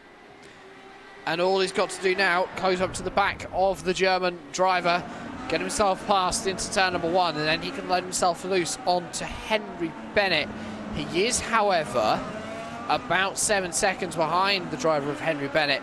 So it's still a lot of time to make up. He has dropped now 11 seconds behind your leader. So as you said already, Randy, his dreams of heading himself to victory lane once again are pretty much gone. Yeah, I think you're right on that. And it's so crazy to think about the way this championship's going, because as far as, if running down all these races in my head, if I had to pick a driver that's been dominant the bulk of the season, it would be Josh. But with the way it stands in the points, it just looks like Matt has basically just been completely obliterating everybody. But that's really only because Josh has just been making these mistakes the way he has. I mean, that's 3 spins now today, 2 spins at Barber. We saw him wreck at Interlagos while leading. Texas, he managed to actually win. And Motegi, he just didn't look amazing. He didn't look bad, but just didn't seem to have all that great of a race car out there. Just sort of stuck in the top 5 towards the top 10 most of that race. But I mean, Josh has really been the dominant driver thus far this season. He just needs to calm down the rear of that car, bring that rear anti-roll bar down, stiffen up that front anti-roll bar, whatever he has to do. Maybe he's running the setup a bit too aggressive. He needs to tone it down. He's got speed. He just doesn't have the ability to keep it on the island. But now we get to watch a couple of the other fights as he deals with this 3-car of Robert Grosser, which I think he should be able to deal with relatively quickly, the pace advantage he's had over Robert. And he'll definitely, I think, pass him through the pit stop, so you get a couple of cars cycling down on towards pit road. And one other thing that I have just noticed is the fact that Lucas Laville, currently 3rd in the points, is only 2 points behind Josh Chin. So coming into today, a driver who's been very consistent, just been in the background, really, of all the lead battling and what have you, been going on up at the front of the field, been getting some good positions, some good points hauls. He's in 3rd position. Josh Chin, it shows, if he's able to keep it on the black stuff and pointing in the direction he needs to, he would probably be up at the front of this championship, because I can guarantee he would have won at Interlagos, he would have won at Barber, he would have probably, and of course he won at Texas, maybe even here today as well. So that could be 4 wins out of 5 as we head into the 6th race of the season after today for Josh Chin, but instead he's got 1.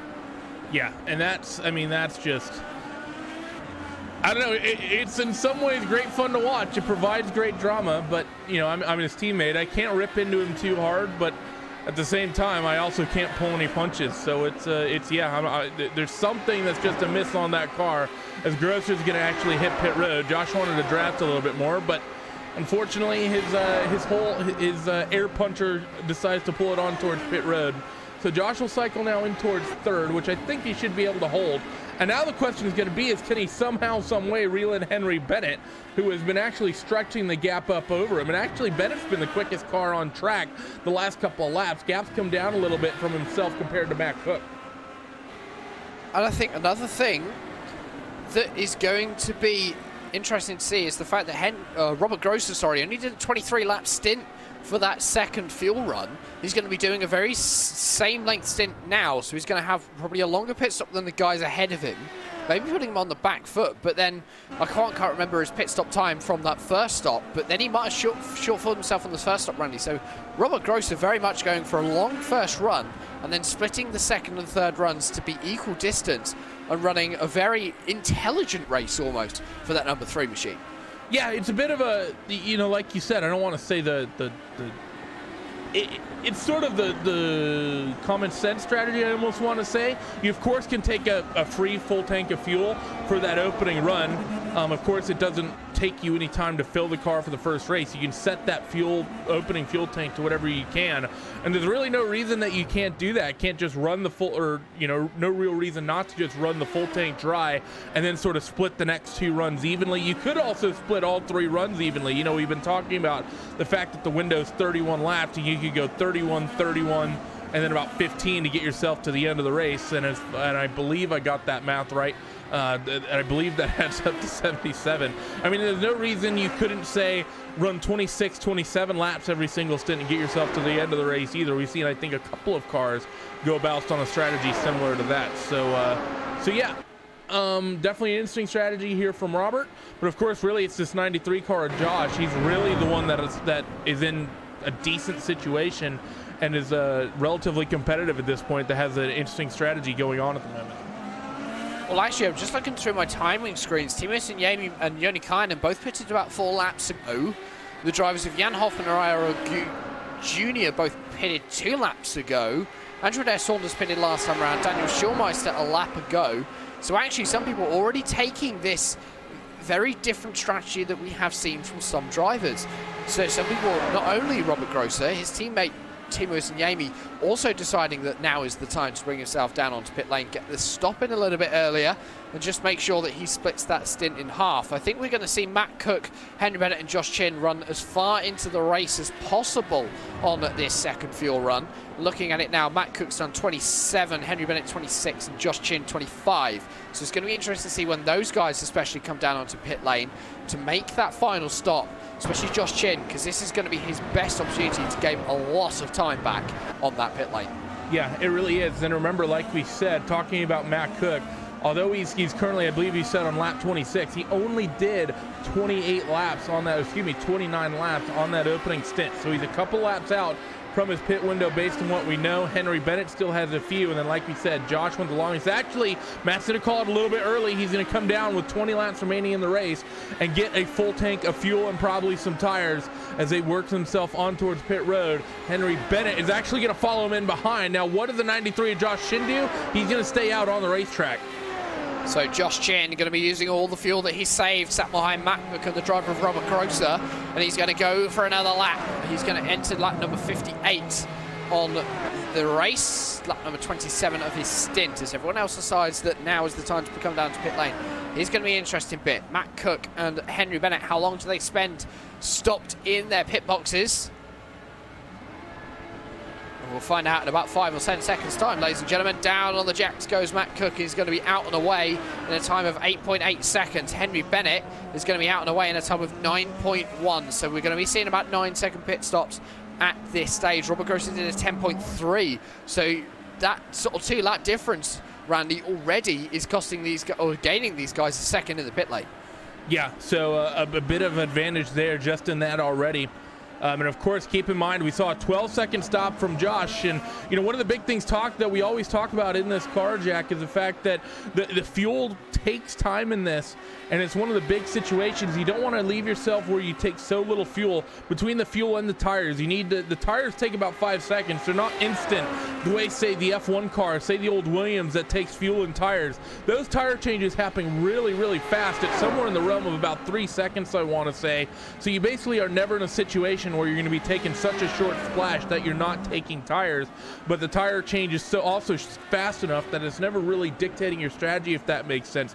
Here in the IndyCar, if you're in a situation that you take 3 seconds of fuel, if you're taking tires, it doesn't matter if you're taking 3 seconds of fuel and your competitor's taking 5 seconds of fuel, because you still have to get the tires swapped out. So for Josh, he's going to be right up on the limit, I think, of what he can actually do and how short he can really make this pit stop.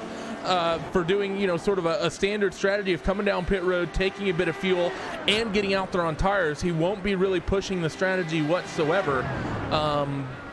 So he's going to be right up in it. I'd expect maybe a 3-second gain on pit road for Josh. That'll be about it.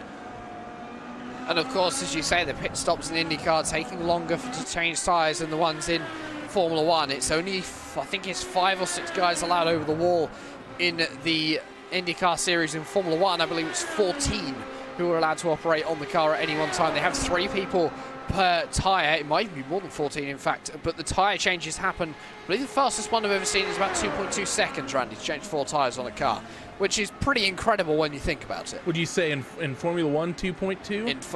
In Formula One, it's 2.2. Yeah, I think it's up there. I know there's been a couple that have sort of gotten to about that 2-second window, especially these days. I mean, it's just crazy what the pit stops have gotten to since they took the fueling out of F1. It used to be the fuel wigs used to be the fuel wigs that used to be really expensive and, of course, flowing all sorts of fuel. And at one point, of course, in that series history, causing fires on pit road. Of course, the most entertaining pit road fire came from the IndyCar series. But, of course, that was a flame that you could not see. Yeah, I mean, it's insane, the pit stop speeds that you get in F1. I always like the slightly slower pit stops, though. I think having it stretch out 5 or 10 seconds, I think builds the drama a little bit in the anticipation. On top of, especially, of course, what happens in NASCAR when you basically send 3 people over and 1 guy with a jack, and you have to lift the car and hoist it and all that other fun stuff. And I have just a quick look as to what the fastest pit stop is ever been set in Formula One. It was set by Williams at the European Grand Prix in Baku in 2016. 1.92 seconds to change 4 tyres and lift a Formula One car off the ground and put it back down again. Well, here's your challenge, because I'm actually getting conflicting reports. You're saying 2016 for Baku. A certain little birdie's whispering in my ear that the record is a 1.923 from the 2013 United States Grand Prix. So, it's. I'm not quite sure. I think everywhere, some places will tell you one thing and some places will tell you another. You can't take whatever's ever said on the internet as gospel unless it's It's been verified. Unless it's from Jamie Wilson. Yeah, or unless it's from Jamie Wilson. That is very true. But as we head back to this race, Josh Chin continues to lead. We head ourselves into the final 20 laps of the race. He's on his 30th lap of this stint. This is going to be interesting. Does he go for lap number 31? He does. So this is going to be matching his stint length from the first fuel run here, Randy. So he has himself onto lap number 62. And now is going to start the challenge on how far can Josh go on the fuel that he saved sat in the draft at the start of this fuel run. And he's likely pushing this super far. I don't think he really needs to push this super far, but it's important to remember the likes of Matt and Bennett, I think, have a little bit of lap traffic. If you sort of look through and they sort of point the cameras at some of these other drivers, either some of the lap traffic that these guys who have already come down pit road have had to deal with, and there's a couple of cars out in front. You have Ian Hoffman not in front of your current, well, who will be effectively the race leader of Matt Cook at the moment. So yeah, it's going to be interesting to see how this pans out now as Josh works his way on towards the back straightaway. 15 laps remaining. It's going to be an ultra quick stop from Josh, but how quick is it going to be? I don't think there's any way he's going to get out in front of Matt Cook, but can he jump Bennett? Oh, that's going to be a big maybe. Grosser, I think, is going to be a no problem. He'll definitely be coming out in at least fourth. 35 seconds between Josh Chin and Robert Grosser. So as he heads himself back onto the oval, in fact, he is going to pit this time. So he's only going to go for 31 laps, really not having the fuel mileage to go any further. So this is where it's going to get interesting. Josh Chin brings himself down onto pit lane. He's now got to go down here at 88. Okay, so for Josh Chin, it could be interesting to see whether he does take tyres or not. Is this going to be a fuel-only stop? It means he's going to have to run the remaining 15 laps of this event on old, used tyres, where everyone else is out on, mind you, they are used tyres by about 5 laps, but they are newer. Matt Cook is going to come past. He's going to retake the lead as Josh Chin stops in his box. You'll see Matt Cook go flying past. He's not taking just tires. about He's now. not jacked up. So Josh Chin going for a fuel-only pit stop, a very rare pit stop in IndyCar racing. He is back out and away, 7.8 seconds. He's going to maybe jump Henry Bennett. I think he may have done it. He has indeed into turn number 1. But this is where it's going to be interesting. Josh Chin, old tyres, Henry Bennett, new tyres. And not to mention, it's important to remember the fact that we've been talking about old F1. Remember the old days in F1 when they were on the Dunlops. Those tires lasted forever. Really, tire wear wasn't much of a thing. It's the same thing in these old Indy cars. So this is why they're going with this strategy. The tires tend to last a long time, and the car will tend to get quicker over the course of a run as the fuel burns off. That's exactly why Josh is doing this strategy, because he's thinking there's not going to be much drop-off in the pace just of the tires. So for Josh now, he's sort of in the window. Is there any way he can maybe reel in that 6 car of Matt Cook? He's not very far up the road, and we've seen a couple of heroic moments from Josh already, reeling in that 6 car quickly. It's going to be a big ask, but it's going to be so close here as time is quickly rolling off. We're really quickly approaching 10 laps to go. It is between the driver of Mack in the lead and Josh Chin in second, 6.8 seconds. That's all that Josh Chin has to close down. With 14 laps remaining in this race, can he do it? I'm not sure he can, as the next set of lap times will be able to tell us how much Josh Chin is gaining per lap. Well, last time around, Matt Cook did a 1:12.8 on those fresh tyres, so he is back on the pace below the 1:13s. Henry Bennett doing a 1:14 flat. He did have to go wide through turn number 1 to allow Josh Chin to rejoin the racing circuit safely. But for Henry Bennett now, he's 1.2 seconds behind. He's outside draft range. Josh Chin has lost a little bit of time this lap, though. About 0.4 of a second, Randy. Yeah, about 0.4 of a second is what he's lost. And, you know, just like we said, the fact that he's on old tires is going to be rough. Of course, they're already going to be up to temps. And really, we've not seen this in a while. You will occasionally see some splash and dash where people won't take tires, but they'll only really have to stretch that a few laps. Here, it's much different. Now you're pushing nearly half of a stint. You know, you're pushing a stint and a half on tires. I've not seen this in this IR05 in a long time. So Josh really out there doing something different than anyone else that anyone has ever done before. So it's going to be interesting to see how this really works out. We'll keep an eye on the lap gaps as they work their way through here every single trip around the racetrack. First time through for Josh Chin. He actually picks up a little bit of time on Matt Cook. He does. 0.2 of a second is gained by Josh Chin on that lap. So clearly the old tyres not slowing him down. Still in their optimal performance. But as you say, Randy, it's going to be interesting to see how they are come lap number 77. Of course, we do see splash and dashes very often in the Classic IndyCar Series. People don't take tyres, obviously. There's no point. You're just wasting time at that point. But for Josh Chin, I think it's going to be interesting to see how this one develops. Matt Cook, however, is currently dealing with lap traffic. And he's caught lap traffic in one of the worst possible places, Randy, through this next complex, which Josh Chin is now navigating. You can see Henry Bennett just behind, still within 1.2 seconds. So still holding on to the second place driver. And he's just going to be there in case anything happens because, well, it's Josh Chin, and you never know, it might.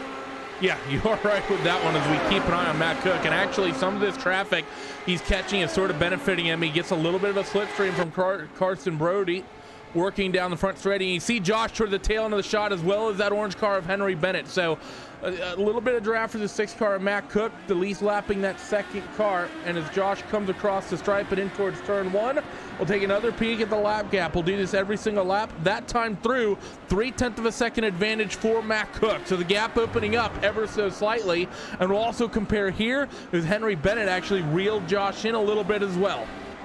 So it wasn't even 1/10 of a second for Henry Bennett, but it was small gains. And for Henry Bennett, that could be the difference between finishing second and finishing third at the end of this event. For Josh Chin, we lost 0.3 on that last lap, if you've just seen, ladies and gentlemen. Partly because Matt Cook got a good run out onto the oval, got some draft from some back markers, and it's going to happen again because he's currently following the 27 of Andrew Aitken. Aitken down in 26th position, and actually this is one of Matt's teammates at AeroX Racing. So you never know, Aitken could help out Matt Cook, give him a bit of a draft, but try and hold up Josh Chin just that little bit when Chin just finally catches up and is able to put him another lap down. Yeah, you are right. So Matt doing everything he can to open this gap up, putting a couple cars a lap down. Josh Chin now getting as much slipstream as he can, though. Off this car, he's trying to put down a lap of Caleb Weekly. So down the front straightaway, that car looking a little bit bent, as Josh is actually going to cycle through. Henry actually won't get by, and this could be important for this fight. The 01 is going to have to deal with that car somewhere around the road course, and that's going to cost him a little bit of time, and actually going a little bit wide there is going to be Caleb Weekly. So Henry Bennett able to just sneak on through. And let's take a look at the gaps this time. By that lap actually favored Josh Chin in comparison to Henry Bennett, and Josh reeled in 0.7 on Matt Cook that trip around the racetrack. So for Josh Chin, that lap being far better than the driver of Matt Cook. But as we see ahead, he's got 3 lapped cars, which he's not got to navigate. The 27, the 05, and the 35. The 05 actually sat down in the position of 9th. So they're already inside the top 10, lapping most people inside the top 10 now. Andrew Wood has managed to actually get himself back up to 8th after his mishaps earlier on in the race there, Randy. So after his contact with Matt Cook on the opening stages, he's got himself back up to 8th position. He's now actually embroiled with a battle with Hugo Hernandez in 7th, only about half a second splitting the two. Yeah, and that's actually a really good recovery drive from him to start third, get involved in that incident, and to have himself be able to work his way back up in 8th. I'm shocked he actually managed to stay on the lead lap on that incident. I mean, surprised both between Andrew Wood and the fact that it was Mr. Matt Cook who we saw bicycle that car, get on 2 wheels. Didn't see any damage on that car whatsoever, and really it seemed to be, had to have the full pace even following that incident, which I thought was going to see the 6th car out of the motor race. Oh, it's Josh is off again! And Josh Chin has hit more trouble, and this time it looks like it could be a little bit more serious. The damage looks like it isn't there, but for the number 93, something has happened. And it's through this opening section of the road course. So we had ourselves into turn at number 4 and 5. Has he lost this rear end again? No, he's run very wide. No, nothing happened there. So that was where he did have an issue earlier on. He's gone straight onto the carousel.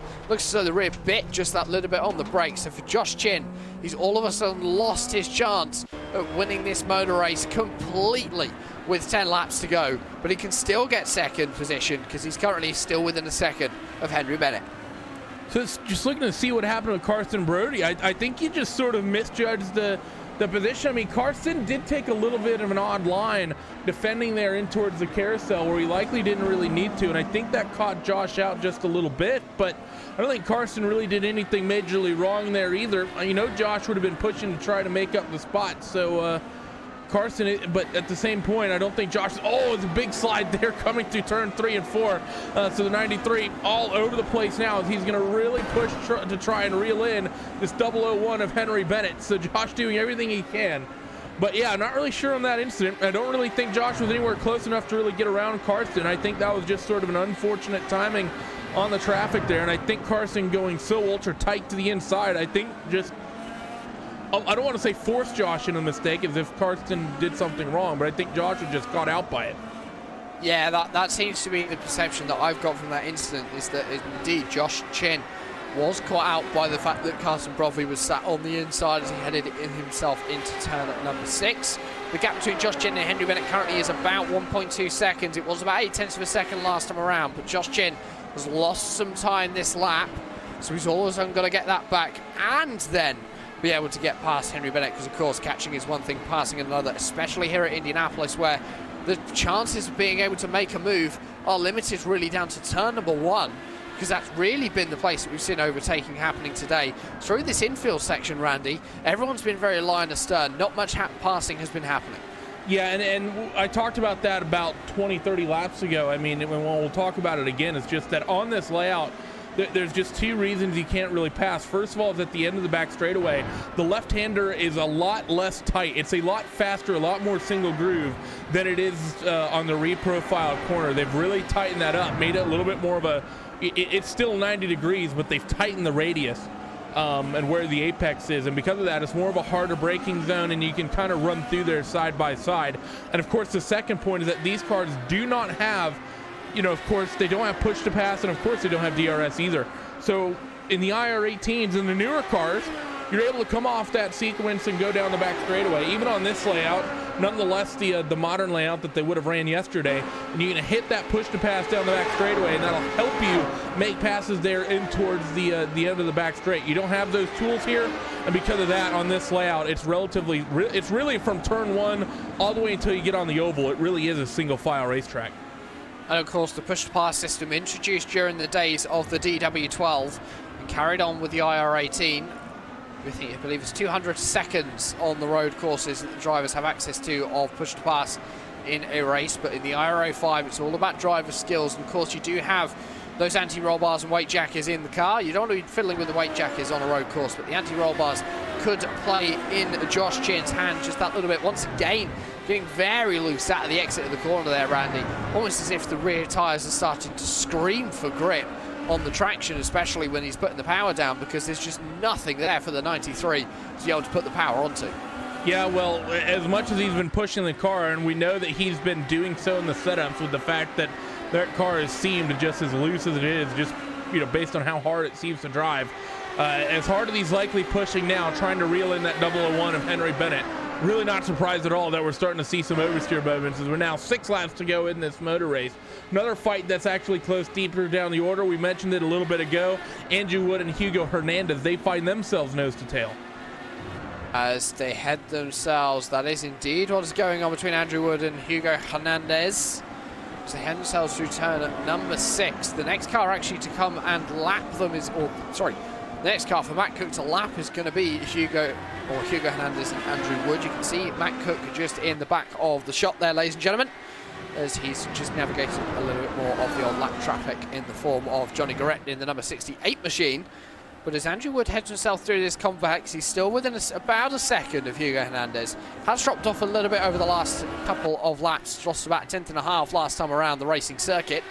So for Andrew Wood, maybe just deciding that 7th is going to be a little bit too much of a push in the closing stages of the race, and he's going to settle for the position that he's currently in. He's down 5 on where he started, but all in all, especially taking into account the incident earlier on, a good day for Andrew Wood. Hugo Hernandez ahead. He started 9th, currently running in 7th. Did have a bit of a moment when he was navigating some spun cars through turn number 1, but he's managed to carry on and doing a really good job. Really quiet day as well for Hugo up in the top 10 as we look towards Henry Bennett and Josh Chin heading themselves down into turn number 1.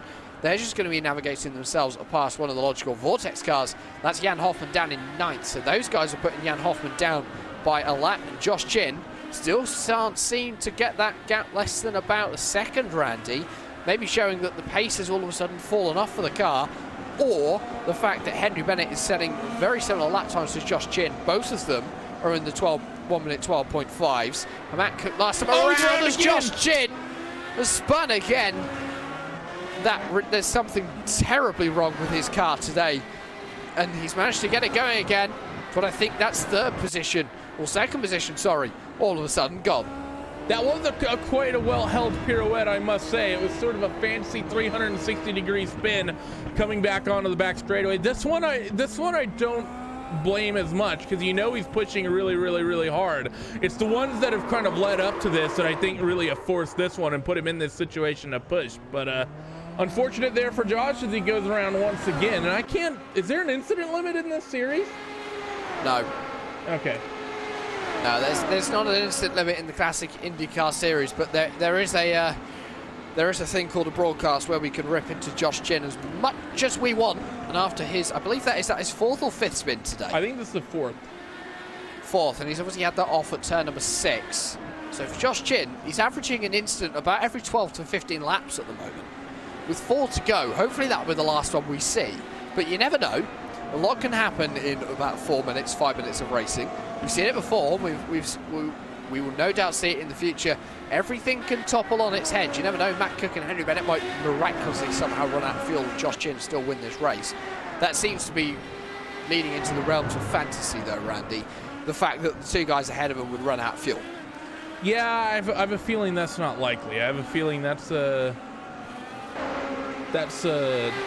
as likely as J.K. Rowling not changing things about the characters a decade after the series has been released and all the books have been written. Okay, yeah, no, I can see that as a genuine comparison. But as Matt Cook heads himself into turn number 1, he's just got 3 laps to go here at Indianapolis.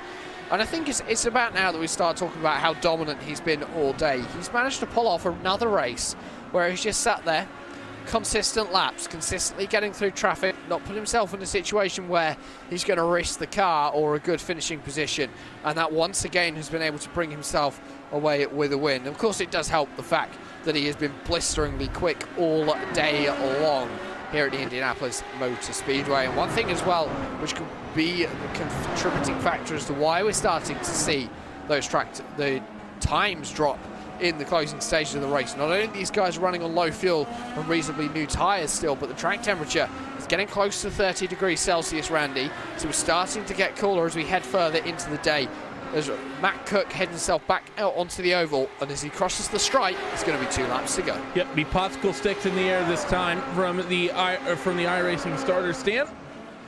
So as he works his way through, you'll see a little bit of lap traffic out in front of him, but I don't think Matt Cook's going to be too worried about that. Don't even think he's going to actually catch that group. That's actually Andrew Wood and Hugo Hernandez who are nose to tail, and I think Andrew just got by that 72 car just about a lap or so ago. So we've been sort of keeping an eye on this fight, and with 2 laps to go, this is going to be 3 laps for them. I don't think Matt's going to actually pass and lap them by the time this race is over. So it's going to be a few laps for these guys to really fight this one out. So for Hugo Hernandez, he has lost the position. Andrew Wood clearly deciding that sitting behind Hugo and watching the race pan out was going to be a bit boring. So he's decided to make it more exciting, getting himself up into 7th position. Another position for his comeback as they head themselves into this very fast left-hander into 9 and 10. Hugo Hernandez looking to the inside, they make contact. And for Andrew Wood, once again, he's up on 2 wheels. The number 32 machine, once again managing to escape with very little damage. With the replay up on your screen now for you, ladies and gentlemen. That was mighty aggressive from Hugo Hernandez, as you see now in towards this sequence of corners. And that's not typically a point you see a pass get made, but I have to say, it was a daring pass from Hugo. There was always going to be contact there. But Andrew missed the corner and was so far off pace. I don't really know if I can really blame Hugo at the same time. White flag's going to be out for Matt Cook, though. I don't know. I think can be discussion there. It was over aggressive maybe from Hugo, and he seems to be slowing down. Maybe he has a slowdown or maybe letting that pass go back and get through. But it was over aggressive, but I think the way Andrew missed that corner, it was likely always going to happen. So Hugo has actually let Matt Cook go through so that he can finish on this lap of the race. A very sensible decision, I think, there from the 72 machine. But well, as well, actually, no. You would want to stay in front of Matt, because now you have Andrew locked down behind the 6th car, and you would guarantee yourself the spot.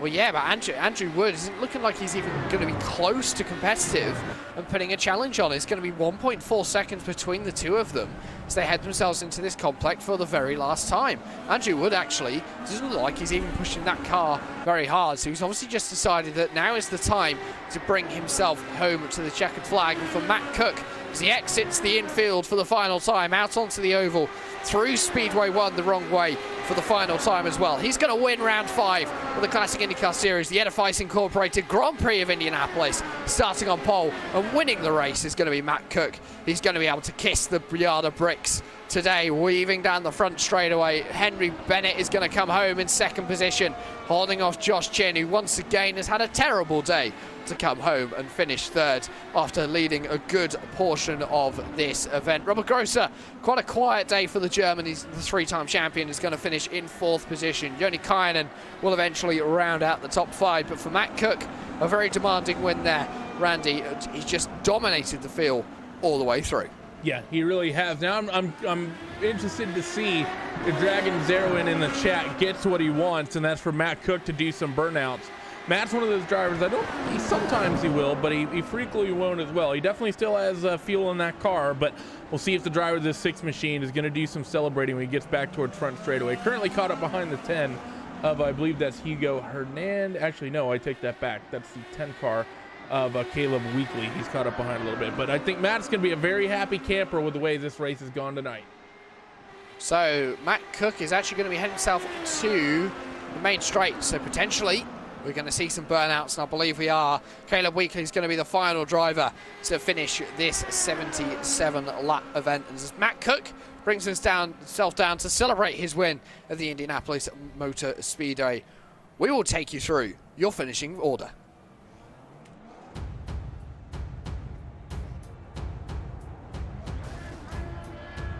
And well, as Matt Cook decides to plow into the pit wall, he's going to take home the win here today at the Indianapolis Motor Speedway.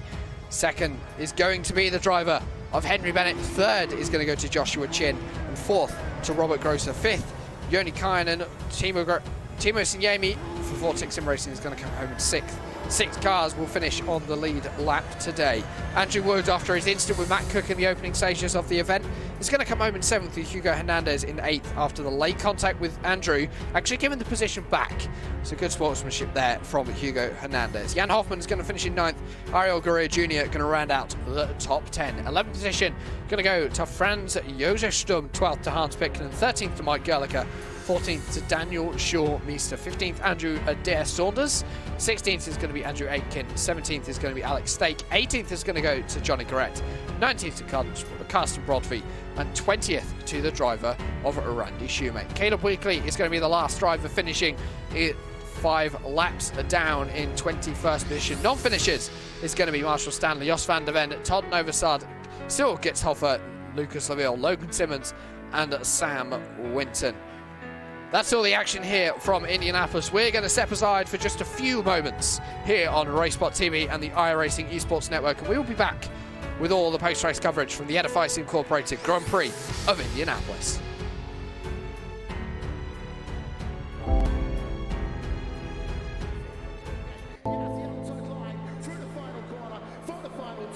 Once again, photo finish here of the Indianapolis Motor Speedway. Will it be Tim Hogan? It's going to be Christopher DeMary at the line.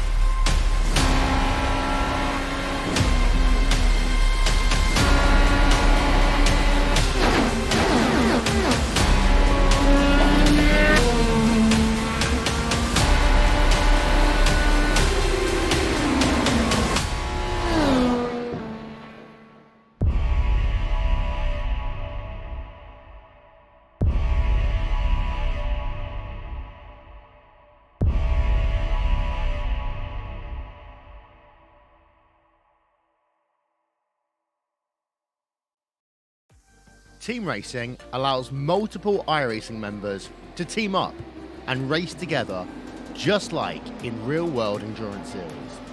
Teammates can share driving duties, spot for one another, or be a crew chief. Team racing is free both to join a team and to create one.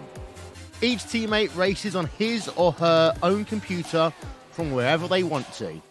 Your teammates can be anywhere in the world, and changing drivers mid-race is as easy as a click of a button. iRacing features team endurance events ranging from just a couple of hours to 24 hours in length. So, if you fancy taking part in an iRacing endurance race in the future, you can learn more about team racing on the teams page on the member website.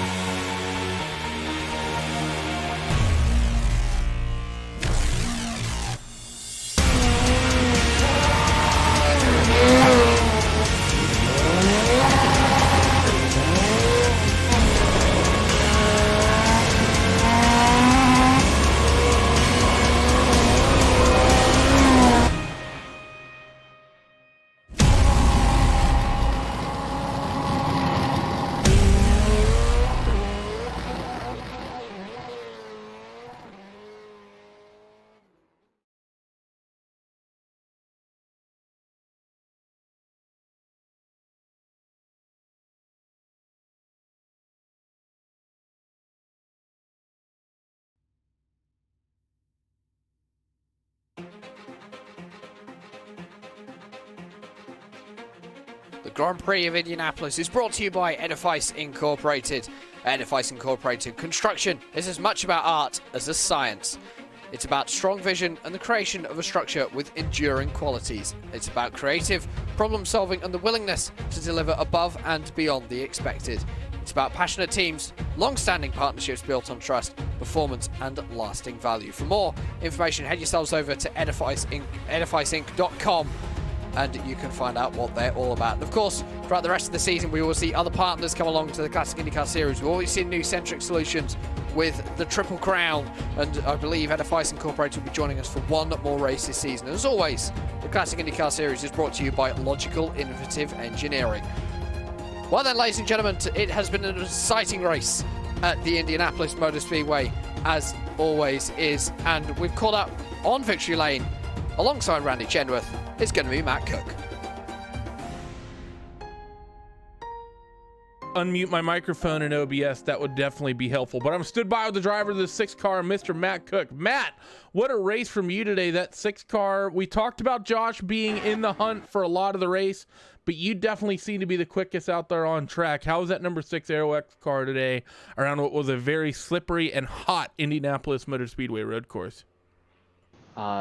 You know, it was an awesome car. Love it. Definitely tight, as I was having a lot of issues with turn 1 especially. Fortunately, when the weather cooled down, it kind of loosened up just enough that I was able to kind of get into it a little bit more and felt a little more comfortable. So I can't complain at all. I mean, it was a great car. And I'll talk about this series. I mean, how is it I know that obviously the realistic style weather is difficult for the drivers to deal with. You typically has to test in a variety of conditions. Are you at the point where you guys at AeroX are just going to start basically making the weather hot and clear skies and just testing that? Because I think all except one race has been in those style conditions. I mean, honestly, we test in default. We'll do a couple checks during the week in the practice sessions that are hosted, just to see different weather variations and kind of take it from there. But ultimately, stay in the warm weather. You can always adapt to the cold weather in most cases. So, yeah, I mean, 100%. So it's a bit of a stressful upcoming sort of couple weeks before we get to that next race on June the 2nd. I actually think it might be a slightly longer gap than usual, and indeed it is. It's a 3-week gap until we end up running at Detroit, because we got a couple of big events coming through, of course, on iRacing. The big one that you're going to be focused on, of course, in a couple weeks. Actually, no, I take that back. Le Mans is the same weekend as that Detroit race. But next week's going to be the big one, the iRacing Indianapolis 500. Of course, you guys aren't going to be in these cars. You're going to be in the newer IR18 chassis. How are you guys feeling going into the big 500-mile race in 2019? I think the guys are a little bit excited as usual, but most of our team is a little bit more retired these days. So, if we finish 30 laps in the race, we feel pretty good about it. But I mean, obviously, we're going to give it our best and see what we can do for this year. There going to be any cameo appearances? Any John Porzucks or Randy Krosno's taking part? I'm hearing a couple of rumors. I'm pretty sure Maybe I can get Porzuck in. Swinbanks just got married. So, yes, I know he yesterday. did. Hopefully, we'll have the whole crew here.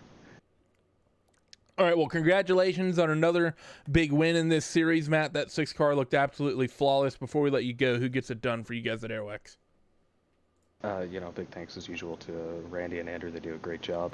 And, also to Robert and Lucas for doing a phenomenal job with the league, and you guys for a great podcast. Well, there he was, race winner today of Matt Cook. And Jack, I'll let you take over with your second place finisher today. That's the 01 of Henry Bennett. It is indeed. I've made my way to go and find Mr. Henry Bennett finishing second position today. Well, Henry, first road course back in the Classic IndyCar Series after your 2018 championship win. Is it nice to be back?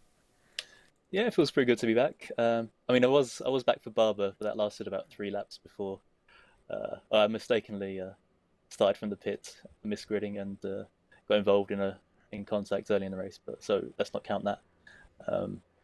Yeah, it feels good to be back. I think it was the site of my second win in CIS last year, so I thought I'd come back and see if I could repeat the feat. Well, obviously, last year you much walked to the championship. No one really got in your way other than Matt Cook on the ovals. This year, Matt Cook is a lot faster on the road courses. You've missed those first few rounds, which means you're already on the back foot with points. We do have 3 drop rounds this year. Are you trying to defend your championship, or are you just coming out and trying to do the best job you can week in, week out, and score as many points as possible? I'm not really thinking about points yet. If I manage to get enough points towards the end of the season, I'll start thinking about the championship. But with all my drops taken already, I'm just out to have fun, have good races.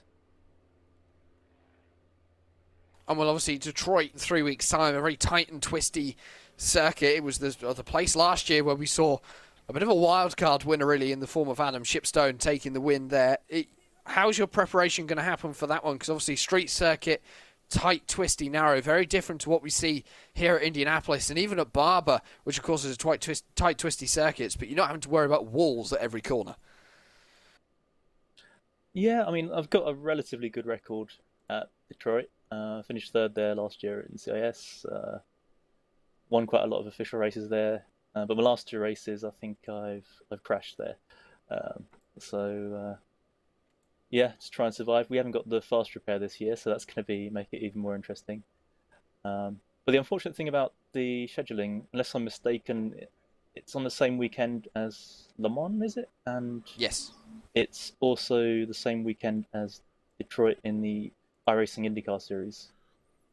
So it's going to be difficult to fit everything in, all the practice that's needed for Le Mans and Detroit in 2 Indycars, but I'll give it my best shot. And of course, obviously, the Indy 500 coming up next week. Preparations, I'm guessing, are well underway. We aren't back here in May for an Indianapolis 500. We're back here in November. It's quite a big round to be ending off the championship with. Obviously, Indy 500 is the race which everyone wants to win, whatever time of the year it is. Is that something that you'll probably be actually preparing for pretty early in this RO5 because it's not the car you're going to be running next weekend?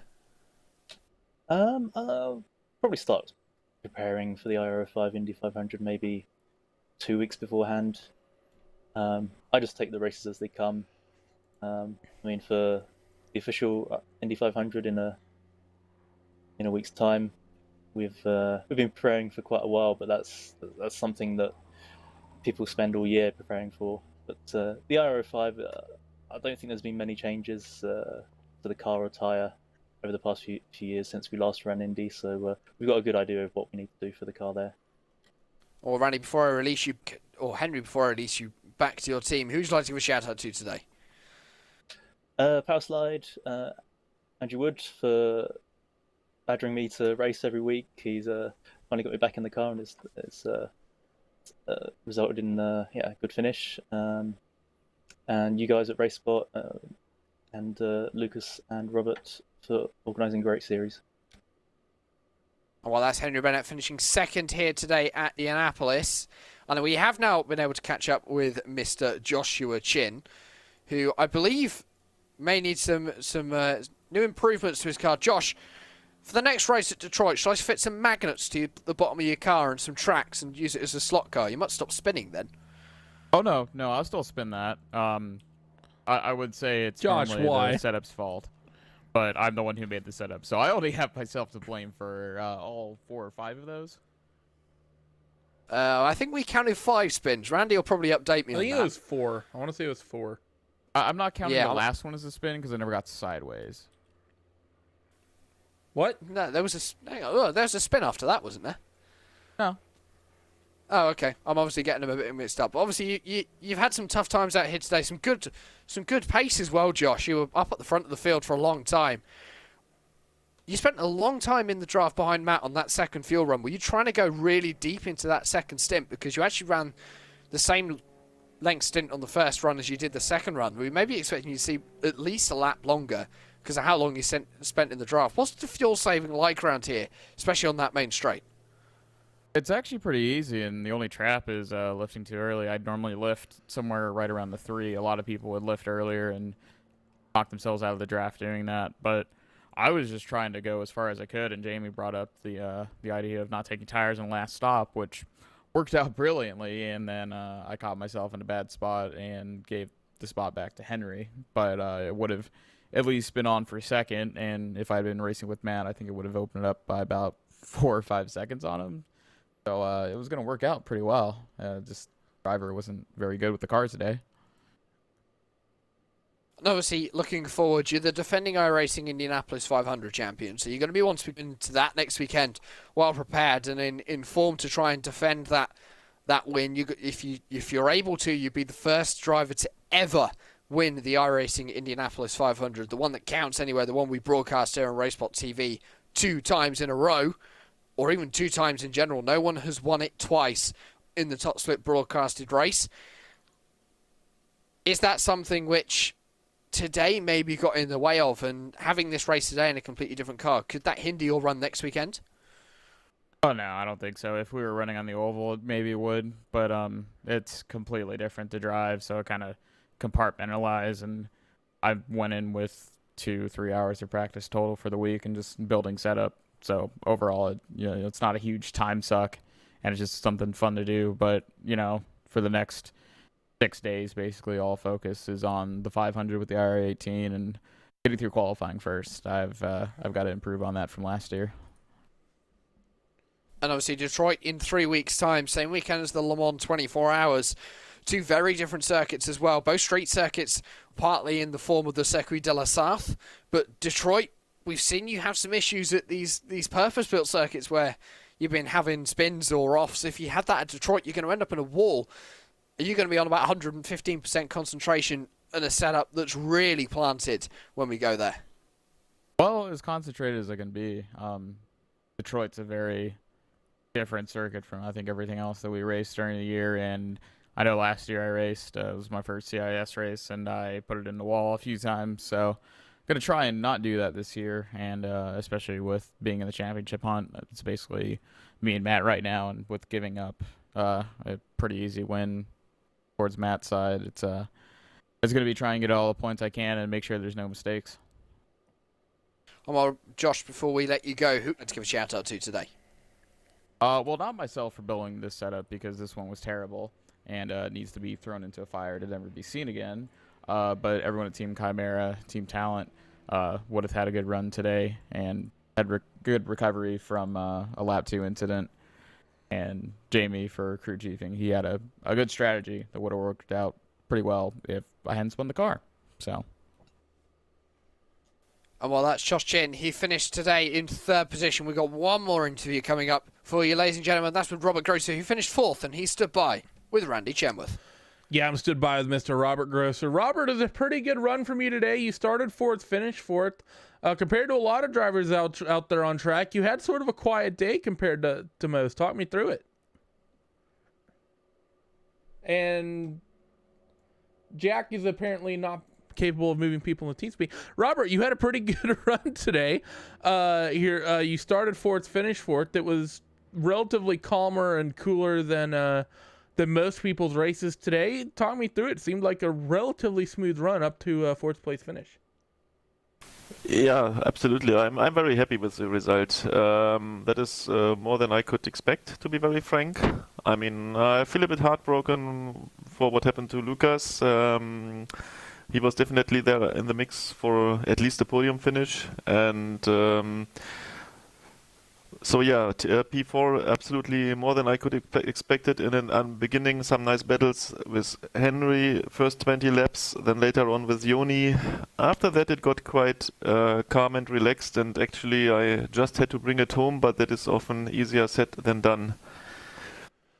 Now, how difficult is it setting up for this next stretch of races? Because we've seen a couple oval rounds, of course, in this championship, but we have Detroit in 3 weeks' time, which, of course, is probably going to be the most difficult road course race of the entire season.